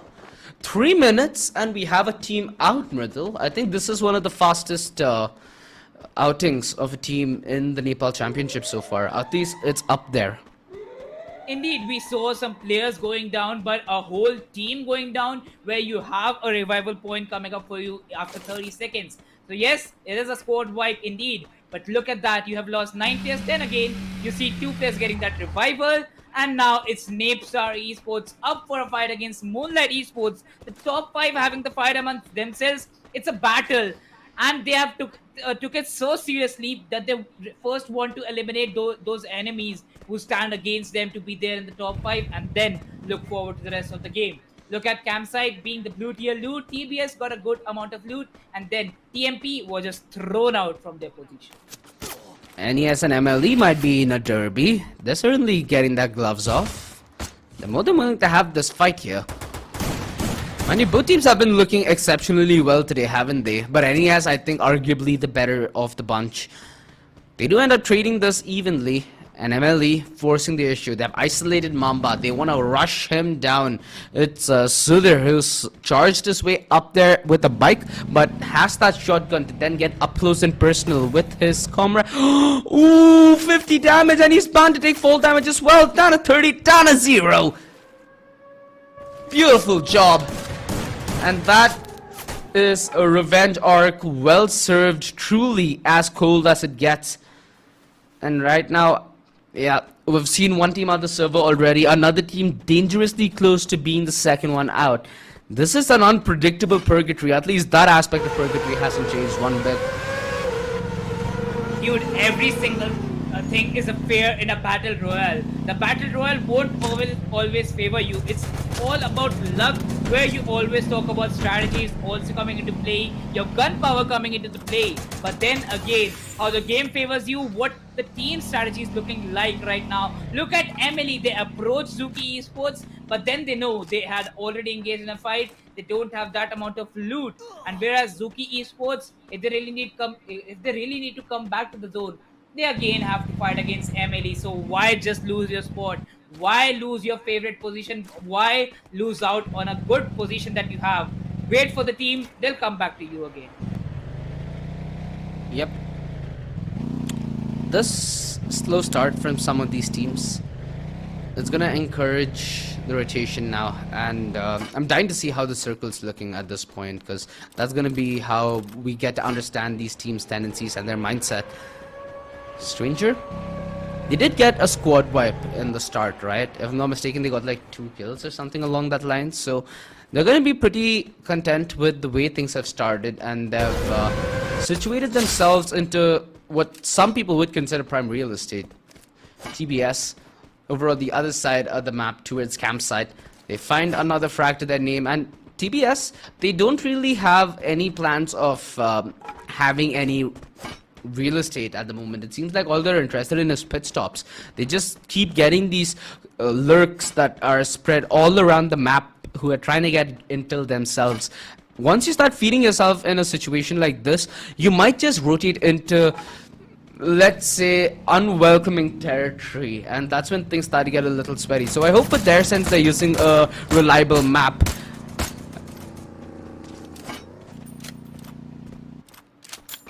Ooh! Did he get that quick scope? Ooh, that was juicy. Clean and juicy, my friend. Look at the amount of power that Team Emily has got. They're outside the zone. Look at Superman again. He wants that frag on Joy Boy. Arjun getting spotted. Joy Boy gets a knock on Arjun. And now Zuki Esports is all up for it. Naruto forming up all the glue balls, covering up his side. Pratham gets a knock on Arjun. That's a great trade. And And with that, Emily spotted, goes in for the shotgun, and he will for sure get that now. Great incoming from the side of Naruto. He wants to save his team. Will he? Can that be possible? No. Superman comes at the right time. Now Joy Boy runs for the team. But there goes a nade. There goes a grenade. Pratham goes in for the second one. But then it looks like the team is going to be finished. As it's a problem. Gets another knock. Another knock. And now Pratham spotted up in the open. No HP. Superman. What? For triple kill. 1 versus 3. And with that, we see Zuki Esports getting eliminated. Moonlight Esports, they're back with a banger. That is such a turntable that you will see it coming from a mile away. And boy, oh boy, did it slap and pack a punch. Eesh, that hurt. I don't even know when T2K got boiled down to 2 players. I think this was another fight that happened maybe off the screen. Although TBS, the team that we have been seeing on the screen for a little bit, who have been maybe in the front of the news, who find themselves sandwiching T2K. Look at the position that Yujiro has found himself in. Sagar now turns his eyes and turns his attention. That is the opener. That is what T2K needed to maybe turn this fight around. Look at TRU. They're all the way on top of the ski lodge, and they're taking their decent time to read into this fight and then approach it in the best of ways, and that's a luxury not offered to T2K. Yet they found a way to turn the tables and they spot a leg. This could be an extension. Meanwhile, Moonlight Esports, they get their revive up, and that should be the entirety of Moonlight Esports' roster now on the server. TBS looking to force the issue. Well, TBS still not stopping. They've got all the revivals that they really need, and now they really look forward for the next circle to close in. The circle goes on the right. The teams who were really wanting Brasilia to be the last circle, Brasilia to be inside the zone. Now they really need to look forward to Team Reunited, where they have got all the advantage. Look at Team TBS. A 2-2 split might work out for them, but the other 2 players won't be coming in back when T2K gets engaged in a fight against TBS. Team Reunited also just looking forward to this game, whereas Napstar Esports look at Unknown, wanted to come inside the zone, and Simon's already holding a good spot. Yep. And TBS, they're warming up their machine. We've seen that there is a trend of these teams, at least 3 teams on the server, reliably hitting that 10-15 pointer in terms of kills, right? That's something that we've not been able to see in the history of Free Fire, at least in these official tournaments as much. And that's such a nice change in pace, because right now it feels like even the build-up to the bigger action is so much on par that it becomes like a roller coaster ride at this point. Talking about roller coasters, BitX, they might have just had a small gag reflex as they entered that fork on the road. That got cut down very quick, and High Voltage making their presence known around waters where even sharks like MLE are lurking. So this is gonna be a part of the map where the open nature between the points of interest is what's going to make the difference. And now High Voltage find themselves in open grounds. That's problematic. That's something, if you have that Skylar ability alongside you having nades, can be easily turned on its back and you'll be out in the open looking like a fool. Although on the back of the vehicles, they're able to quickly close the gap and make the distance. Now it's about up close and personal action, which High Voltage, they're more than ready for with the shotguns, as they found the opening. Poison yet again with the shotguns is proving to be a force to reckon with, and Adim is looking to force the issue towards the back lines. Moonlight Esports, sure, they might have had a very big play to keep them in this map, but they're going to need consistent play, and this for sure isn't a consistent strategy to help you get to that point. Superman might be a beast, might have been an absolute chat in the last fight, but at this point, he's a prisoner. He's a prisoner of his own devices. He's cocooned himself with those blue walls, and he's buried himself under all the responsibility and debt. High Voltage get double digits on the board, and TBS looking to follow suit.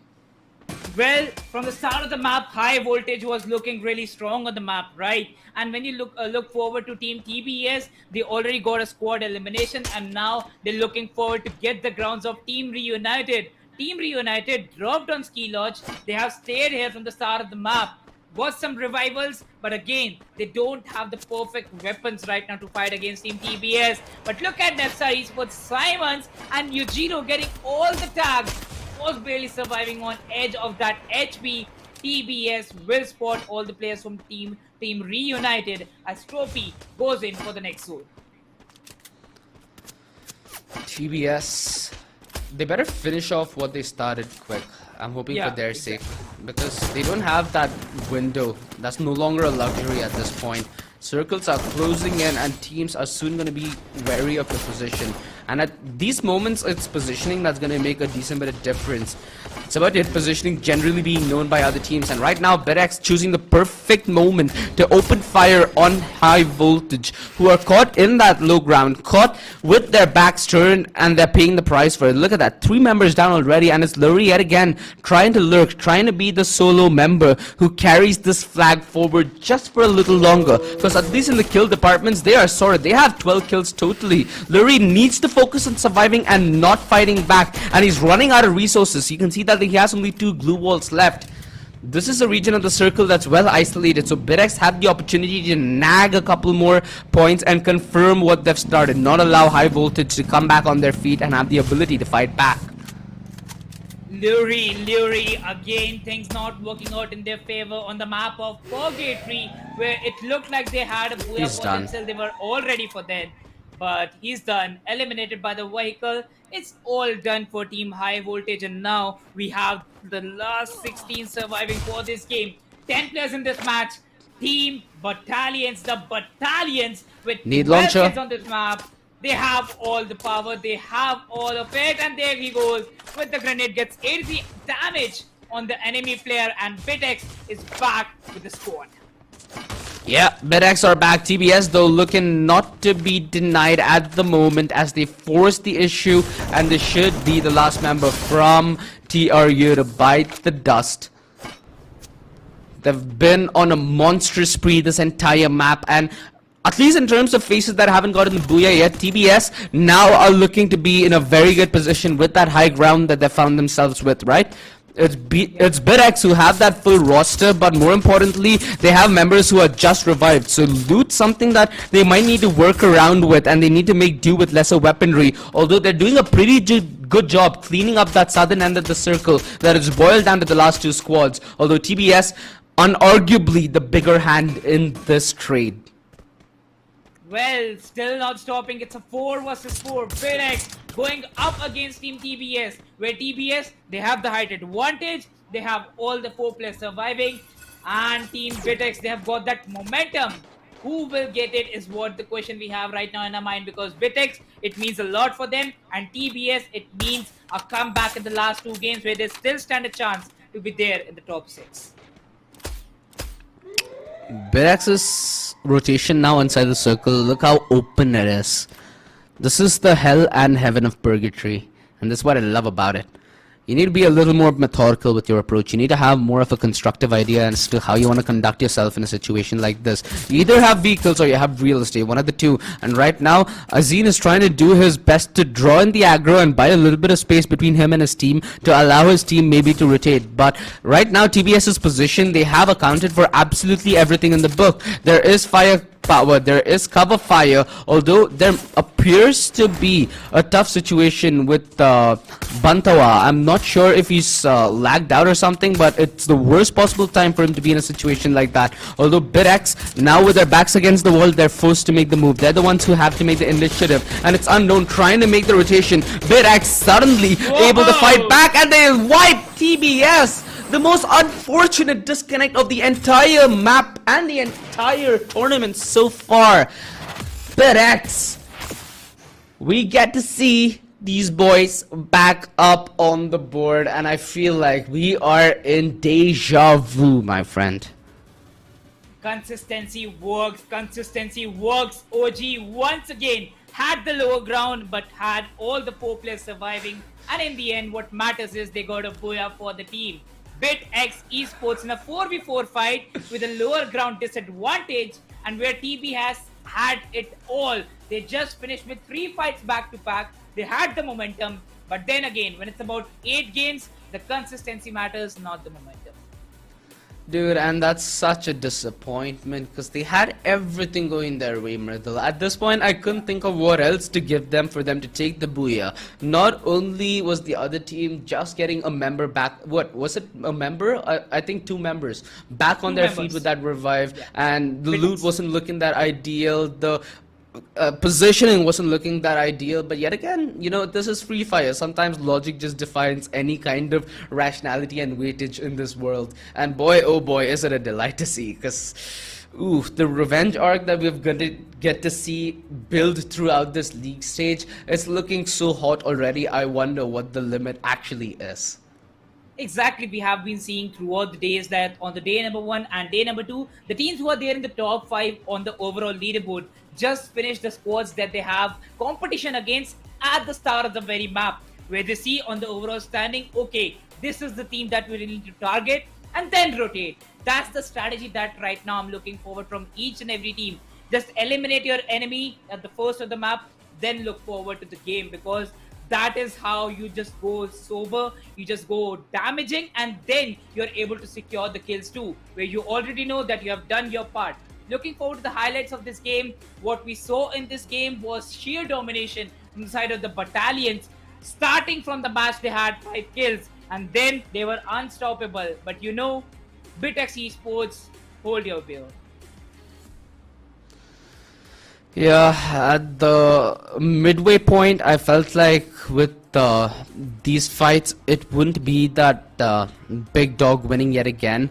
Of course, High Voltage were a team that was able to keep it together for a little while, but with the resurgence of teams like TBS and with them being in prime position, you think it's just about time, right? We wanted a newer name, we didn't get one, although we do get another chance to see a relatively newer map now. Alpine was an absolute delight yesterday, but we saw it being utterly dominated by Rebros in the first rotation. So I'm hoping that we see something different in terms of a newer name. But without a team like Rebros, you also have to consider the fact that there is a little bit of leniency in the lobby without a doubt, because there's nothing that dominating to keep a couple of these teams in check. Rather, it's been a couple of dominant teams, but it's been a different name throughout the past few maps. TBS though, even though they didn't bag the booyah, still get position 1 on the merit of being way ahead in the departments of kills. So Yeah. the trend of seeing at least 3 teams hitting double digits in terms of their kill cap is going to continue, and that means that the longer this proceeds and the longer we don't have newer names in the top 3, the more gap that there is going to be built between the midfield and the back runners. Indeed, and now, as I already discussed, that BitX Esports, if they performed really good in this match, yes, they did. They got a total of 82 points on the overall leaderboard. But once again, Sanura Gaming Esports, they have maintained 100 plus points. Now, what we really want to see is NES and Moonlight Esports having a battle amongst themselves on the map of Alpine, whereas HV looks really good. 268 points on the board, 2 booyahs in total. Today was the day where they performed their best, and now they're standing strong on the #1 spot.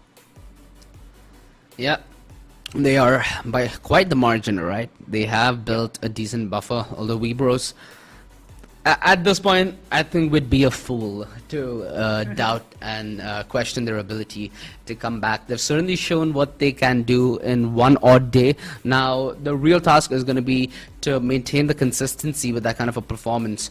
So, BitX win this map. I think it's now logical to expect High Voltage to win map 8, but that, I hope, is something a little more fresh. We've seen teams who are able to bag double booyahs today. High Voltage would be the only team to not do so, and High Voltage, in my opinion, still had a strong performance in Purgatory. They've been having strong performances towards the mid-game for the rest of the day as well. Even map 6 wasn't that bad. Map 7, I think that they could have done a little better, but they still got, what, if I'm not mistaken, in the double digits, right? Just in the bottom end of the 3. Yeah. So this is the kind of consistency that we're expecting to see off a team like High Voltage, and they're certainly delivering it. Indeed, we saw that High Voltage BitX today this time came a bit early. They won a match on the map of Alpine. So again, we are going to have a great performance from their side as it is, because they know the strategies, what worked out for them, how exactly they got the booyah. But then again, we also need to study how high voltage can still maintain the lead and can be the one of the teams, just only 3 to 4 teams who have performed today. Zuki Esports, high voltage. Then you talk about Vitex, and you have one more name that is high voltage. Can they really come back today? Can they really once again get the second booyah for them? Because it's the last map, and if they get a booyah on this map, then 4 names for the day have been the Rockstars. Yeah, in all honesty, we were hoping that T2K have some kind of resurgence, and that wasn't the case in Purgatory whatsoever. Something that we might be able to expect in Alpine, maybe is a resurgence, but again, that's going out on a stretch, right? At this point, all 12 teams on the server look to be head-to-head. There are some names that might take the back foot in that debate. I'd say KRU are one of those teams, Teams Reunited as well. But Team Reunited, at least for that fact, they have decent performances in individual fights. It's just that stringing together and getting that into a good result, something that they've not been really able to do throughout the Nepal Championship at the moment. Well, this is going to be the 4th time that we get to witness this map, and it's been a map that's still forming its own meta. So far, what are the places that you like? I like Snowfall a lot because it offers a lot of contrast to this map, at least personally from a viewer's perspective. Snowfall is something really nice to see. What do you think? Which is your favorite map place in the map so far?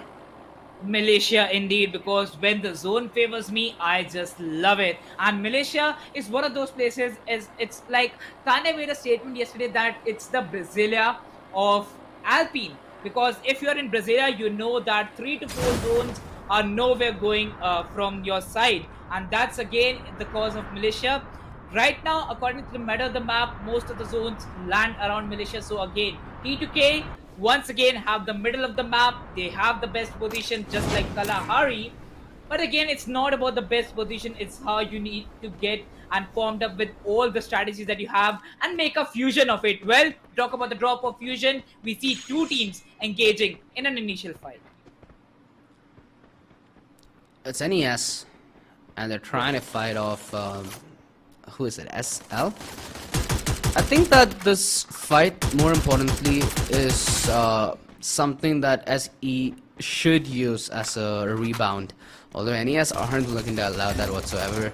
It's kind of a heartbreak, right? Even for a team like SE, it feels like fate is kind of against them today. They had a decent start yesterday. I think they had a decent time to start the day off today as well. But ever since we've been on the desk, I don't think I've seen a happy face of SE from the beginning of Map 5. Indeed. SE team the Battalions and Team Reunited. These are the 3 teams I really look forward to, whereas now we see Team Reunited engaging in an initial fight. So let's see how this 4v4 results for him. Oh, Saxidon was one of the first guys who wanted to go for that fight, but then Sudhir goes in with the XM8 and just gets the kill confirmed for his side. Sudhir gets that pick, and now they have got 2 kills on the side of Team Reunited. 2 players still left. Moonlight Esports up for a good start. Up for a good start. If you do remember, Moonlight Esports were the team that did pull off that 1 versus 3, and the previous map, what was it, Superman's 1 versus 3?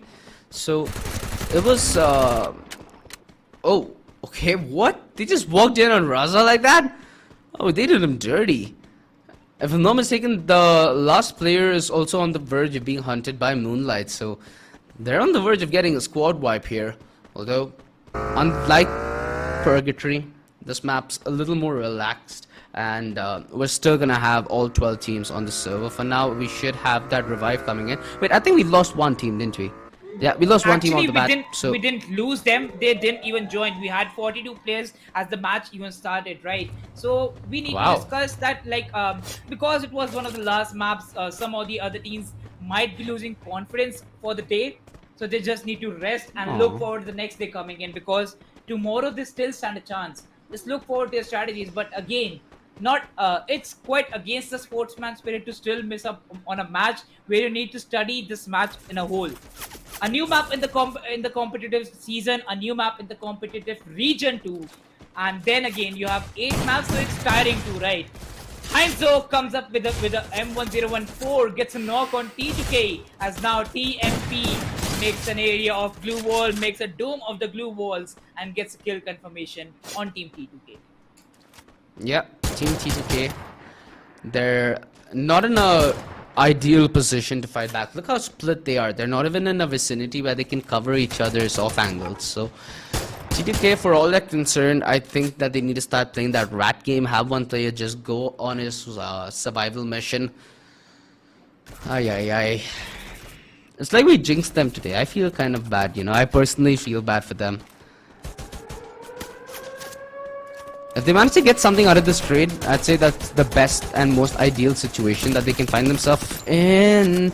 What was that spray all around the place? And Rahul can't fight back. 3 HP. That's how close the margins were, man. That's how close the margins were. They get the confirmation. They should get that kill.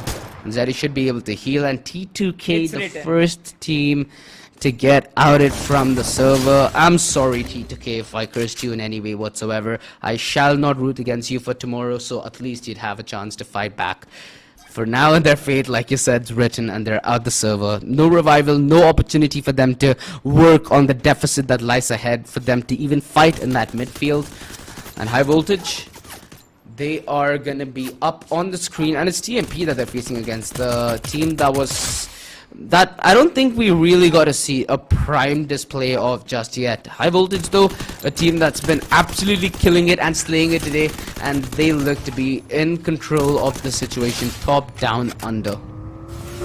Well, if it's written, it's written. It's the amount of fate that TMP had to get a whole squad wiped up, like a squad like Team 3-2K. But then again, it's high voltage.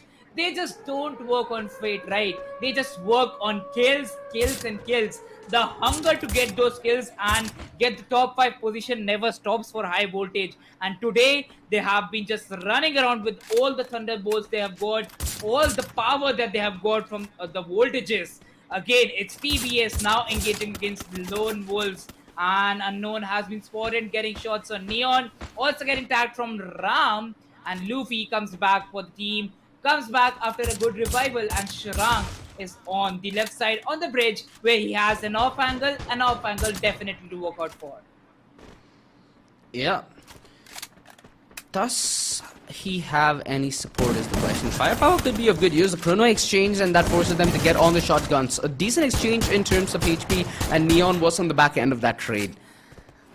TMP, however, are trying to resurrect the rest of their squad, and TBS surely going to be bitter after the way the last map went. So for all they're concerned, they're looking for a good result and a good rebuttal. SE, another team that I think both of us did jinx a little, Mriddle. Now the second team to get an outing in Alpine. Oh boy. A lot of teams are maybe going to message us tonight, dude. I hope you're ready. The teams we really were looking out for, TBS, the battalions, Team T2K. Okay, I'm ready, man. I'm ready, OG. But right now, we just need to go on with it, right? We just need to move on, because moving on is what requires. Well, again, you have got the chance yesterday. Oh, sorry for that. You have got the chance tomorrow. You still look out for some good kills. And that's a comeback. TBS gets 2 kills back to back. They're still surviving. They just don't want to go out for that MLE. Now engaging in a fight against BitX. But BitX look a bit more powerful. They do. MLE, they better get one member out of there, and that member I think is Sudhir. Zoomed his way out of that situation. Arjun would be real good if he ends up finding a knock, and now he does find that knock. If he's able to confirm it, that'd be even better. Not the situation whatsoever. The nade straying past Deepu, straying from Deepu is used for the confirmation. Although MLE, they just had to bow out of the fight, nobody to contest them in Vantage, and that's something I absolutely like about Alpine. There have not been enough teams who have been able to study those revival points to then use it as kind of camping mechanism. So there are possibilities for you to revive your entire squad and still have the ability to get some basic loot before you get back on your feet for the next fight, and that is something that MLE are gonna be reliant on. But still, right, it's still a lot left for this match. We are just done with 9 minutes for what we see. But again, 8 squads surviving, where we see Zuki Esports up in this frontal battle with only 3 players. Okay, there's just 3 ways that they can they'll still be surviving. There he goes in the close range, gets a knock by the UMP, and it's done.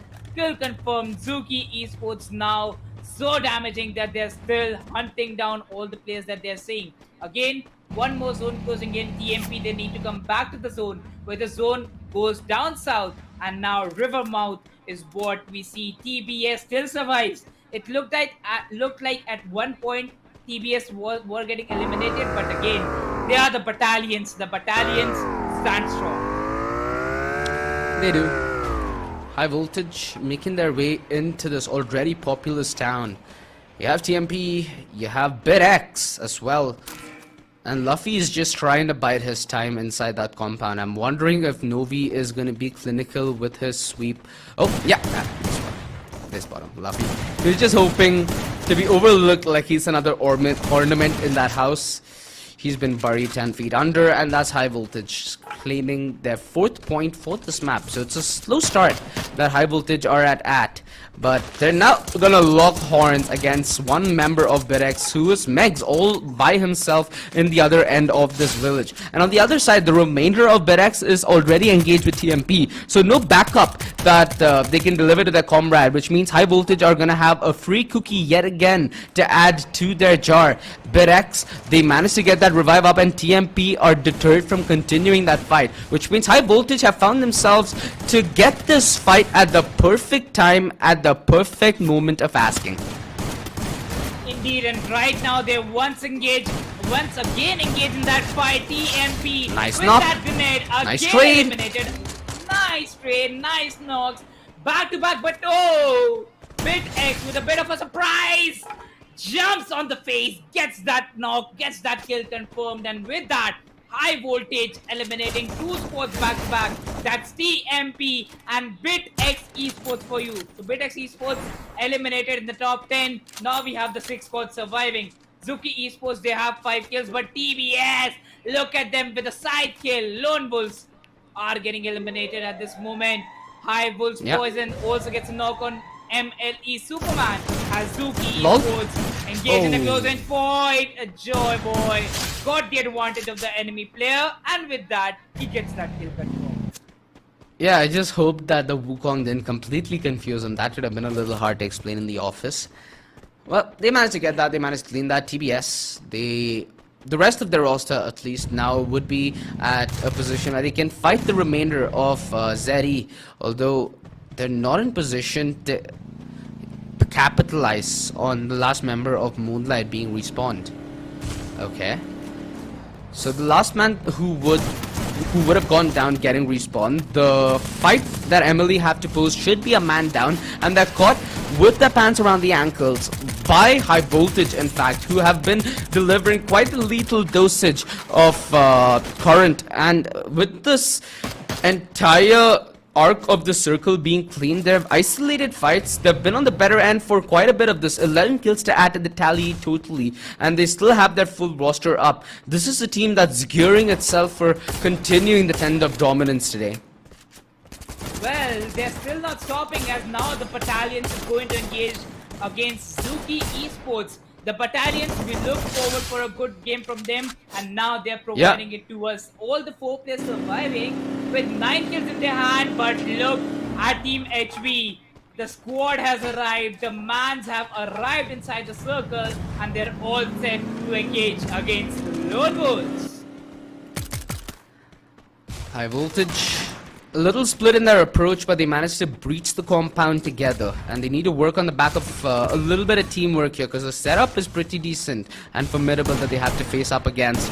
Luffy is isolated, he's well taken care of, and Neon not in the vicinity to help his teammate, and this is Angles and Frights well isolated by High Voltage, right?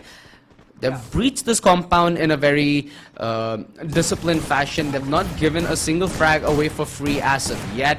And Novi finally does go down, but the trade's instantaneous. The backup is there, and Novi back up on his feet.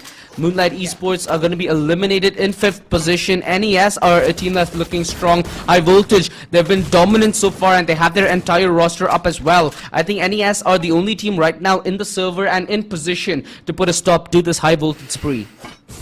But again, indeed, they don't have that zone, and the zone is the MVPs. As I have discussed previously yesterday, that the zone works as the 5th player for a team, where if you favor it, it will favor you as you favor it. Zoki Esports Naruto is the last player surviving. He is the man, he is the MVP for the team. He has to survive. But again, when you have only 4 squads surviving, whereas we have 2 solo players and 2 full squads, not even full squads. Oh yeah, it is a full squad. High Voltage against Navestar Esports. Both the teams, Yeah. Navestar Esports, they are already having 2 boyas for them. High Voltage, they want a second boya, because today, if High Voltage gets their second boya, we all already have the 4 best teams for the day. TBS, the battalions, have performed amazingly, and Zuki Esports too. Tomorrow, they still stand a chance to get it for themselves. But again, High Voltage, it will be done and dusted for them today itself. Looking very, very, very strong, and the positioning that NES have, like I said, is the only thing that can counter this. Although NES aren't doing that due diligence, they aren't punishing this rotation as much, Mridul, and this might come back to haunt them later on. You see, TBS and Zeri are just lying in wait, right? They want both the full squads to fight each other, so they can then pick up the crumbs from the gap, get a little sweet at the end of their meal, and call it a day. At the same time, they might be able to derail one of the top runners, and that's High Voltage at the moment. NES lobbing nades, pushing the issue and forcing these fights as they overlook the small rats in between, and this is where the rats truly hold the advantage. Mamba missing a couple of those nades, finally swaps back to the AR and makes sure that that bike is not going to be safe to drive, although NES still facing problems as they get one player who is gone offline, and that's Simnus. This is problematic. NES better find a way to deal with this fast, because High Voltage, they are certainly adding into the chaos to capitalize on the back of it. Just a change of course. Navestar Esports once again comes back, but now it's looking like Navestar Esports can with this game so easily, whereas the zone is with them. Everything is looking good look for at that hide them. and play. Navestar Esports. Oh, Poison. Oh my god, Poison. That's a bad blue ball, but once again coming back to the zone. That's a close range for him. The B-Sport gets eliminated. Oh, sorry Nice for that. try. The battalions get eliminated. And with that, you have the winners for this game. Navestar Esports. 3 boyas in a single day, and with that, the day has ended for them. Amazingly, beautifully, well done. Navestar Esports, a boya on the map of LP. Dude, Namestar Esports are looking sick at the moment. These few fights that they took in those sequential form felt so well put together with the rotation. Like you said, sometimes it's not based on the call, it's based on how the circle moves around your play. Right. And this is, I think, a prime example. Both teams had real estate, but it was Namestar Esports and that final circle who had the final say. And once you have positioning like that with the rats not taking any fights, it's essentially who gets the opening in that 4v4 fight. With all the advantages going their way, I feel like at least one thing about Alpine that I truly enjoy is it's a rational map. You can see things coming and it doesn't feel like, you know, things didn't make sense at the end. Because some of these maps, namely Kalahari, made me feel that way. Well, Alpine, perfect way to end the day, don't you think? You know, at a time we had only Bermuda and Purgatory in the competitive scene, then Kalahari got in, right? And then after that, it was like wonders. Kalahari was just confusing us, but then we got settled up with it. Alpine being introduced into the competitive scene, it is yet new. We still need to look out for how much possibilities we can get. Whereas today we have seen Alpine never favors you with the zone. Once you think that you are in the zone, the next moment you are not in the zone, my man. So get up and just get looking how exactly the zone strategy works. Where today we saw that team High Voltage in the first 4 games they had a boya, but then in the last 4 games, the only way that they didn't get a boya, the zone never worked out for them. They were always at the edge of the zone, and once they were in the zone, the next zone went away from it. Once again, they came into the zone, the next zone, they went away from them. Yeah, for sure. And I'm itching to see the replays at this point because there were a lot of those clutch moments, not only at the end game, but also in the rotation phase where we saw a lot of teams being zone screwed. Yeah. And that process entirely ends up getting them eliminated off the server. And there were a couple of teams who survived that on multiple occasions. I think, namely, it has to be Moonlight Esports, right? Yeah. Found themselves in a lot of situations where they were zone struck, but they found a way with that revival mechanism to draw this fight out long enough to at least fight for a little placements if they weren't able to go for as much kill points. So you did see some of these teams try to adapt, and I think that's the most important thing of this entire map. The fact that you need to adapt, and the fact that those revival zones and those vending machines aren't really as well understood as in the other maps. So the possibilities for you to go lone wolf and get your team back up are fairly higher and harder to punish on a map like this. Well, High Voltage, Bitex Esports, Napestar Esports, and Team Zuki Esports. These are the 4 names that performed amazingly. But for tomorrow, OG, I'm just looking out for one team, and that's Team the Battalions. The last 2 games has made me wonder why exactly they weren't performing throughout the day like this. Again, it's not too late because tomorrow they still stand a chance. But focusing on the last match of the day, let's look forward to the highlights, how exactly it started for High Voltage. They had kills in the start. Again, they were so damaging. And this map finished so quickly. We were seeing fights back to back.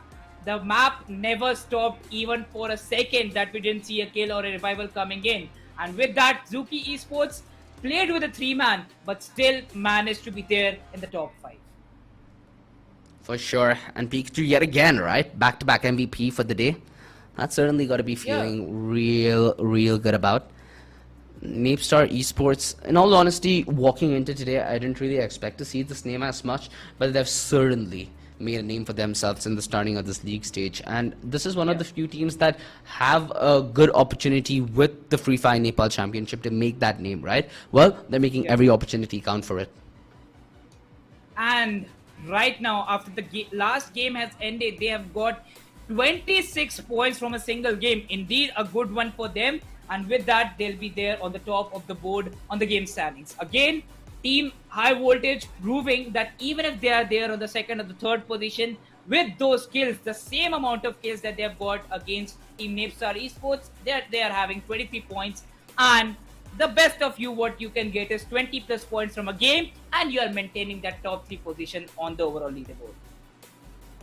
For sure, and having a look at the overall leaderboard as well, we'll get a good understanding of who this day favored, right? High Voltage, a very decent lead that they've built up, but it's nothing that, you know, Webros can't overcome. Although now, after you head in to Webros, you notice that thickness in the terms of competition. You have Napestar Esports and Moonlight Esports who are trailing behind Webros, and the distinction of the teams. So you have tier 1, which is HV, you have tier 2, which is position 2 to close to position.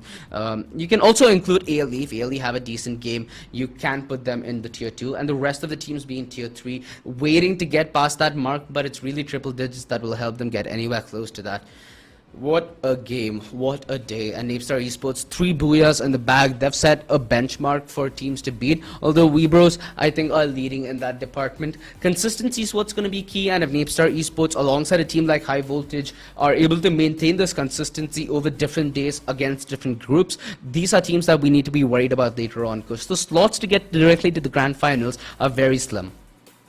Indeed, because right now, Team Zuki Esports and Bitex Esports, they still have had a good day today. Kalahari, 2 back-to-back Kalaharis for Zuki Esports. Again, Bitex Esports performing in one Purgatory and one of those Alpine maps. Today, for the day, most points have been scored by High Voltage, that is 155 points. Backing them is Napestar Esports with 111, and then it's Bitex with 91 points. Most kills for High Voltage, indeed. High Voltage Poison had that sneaky play.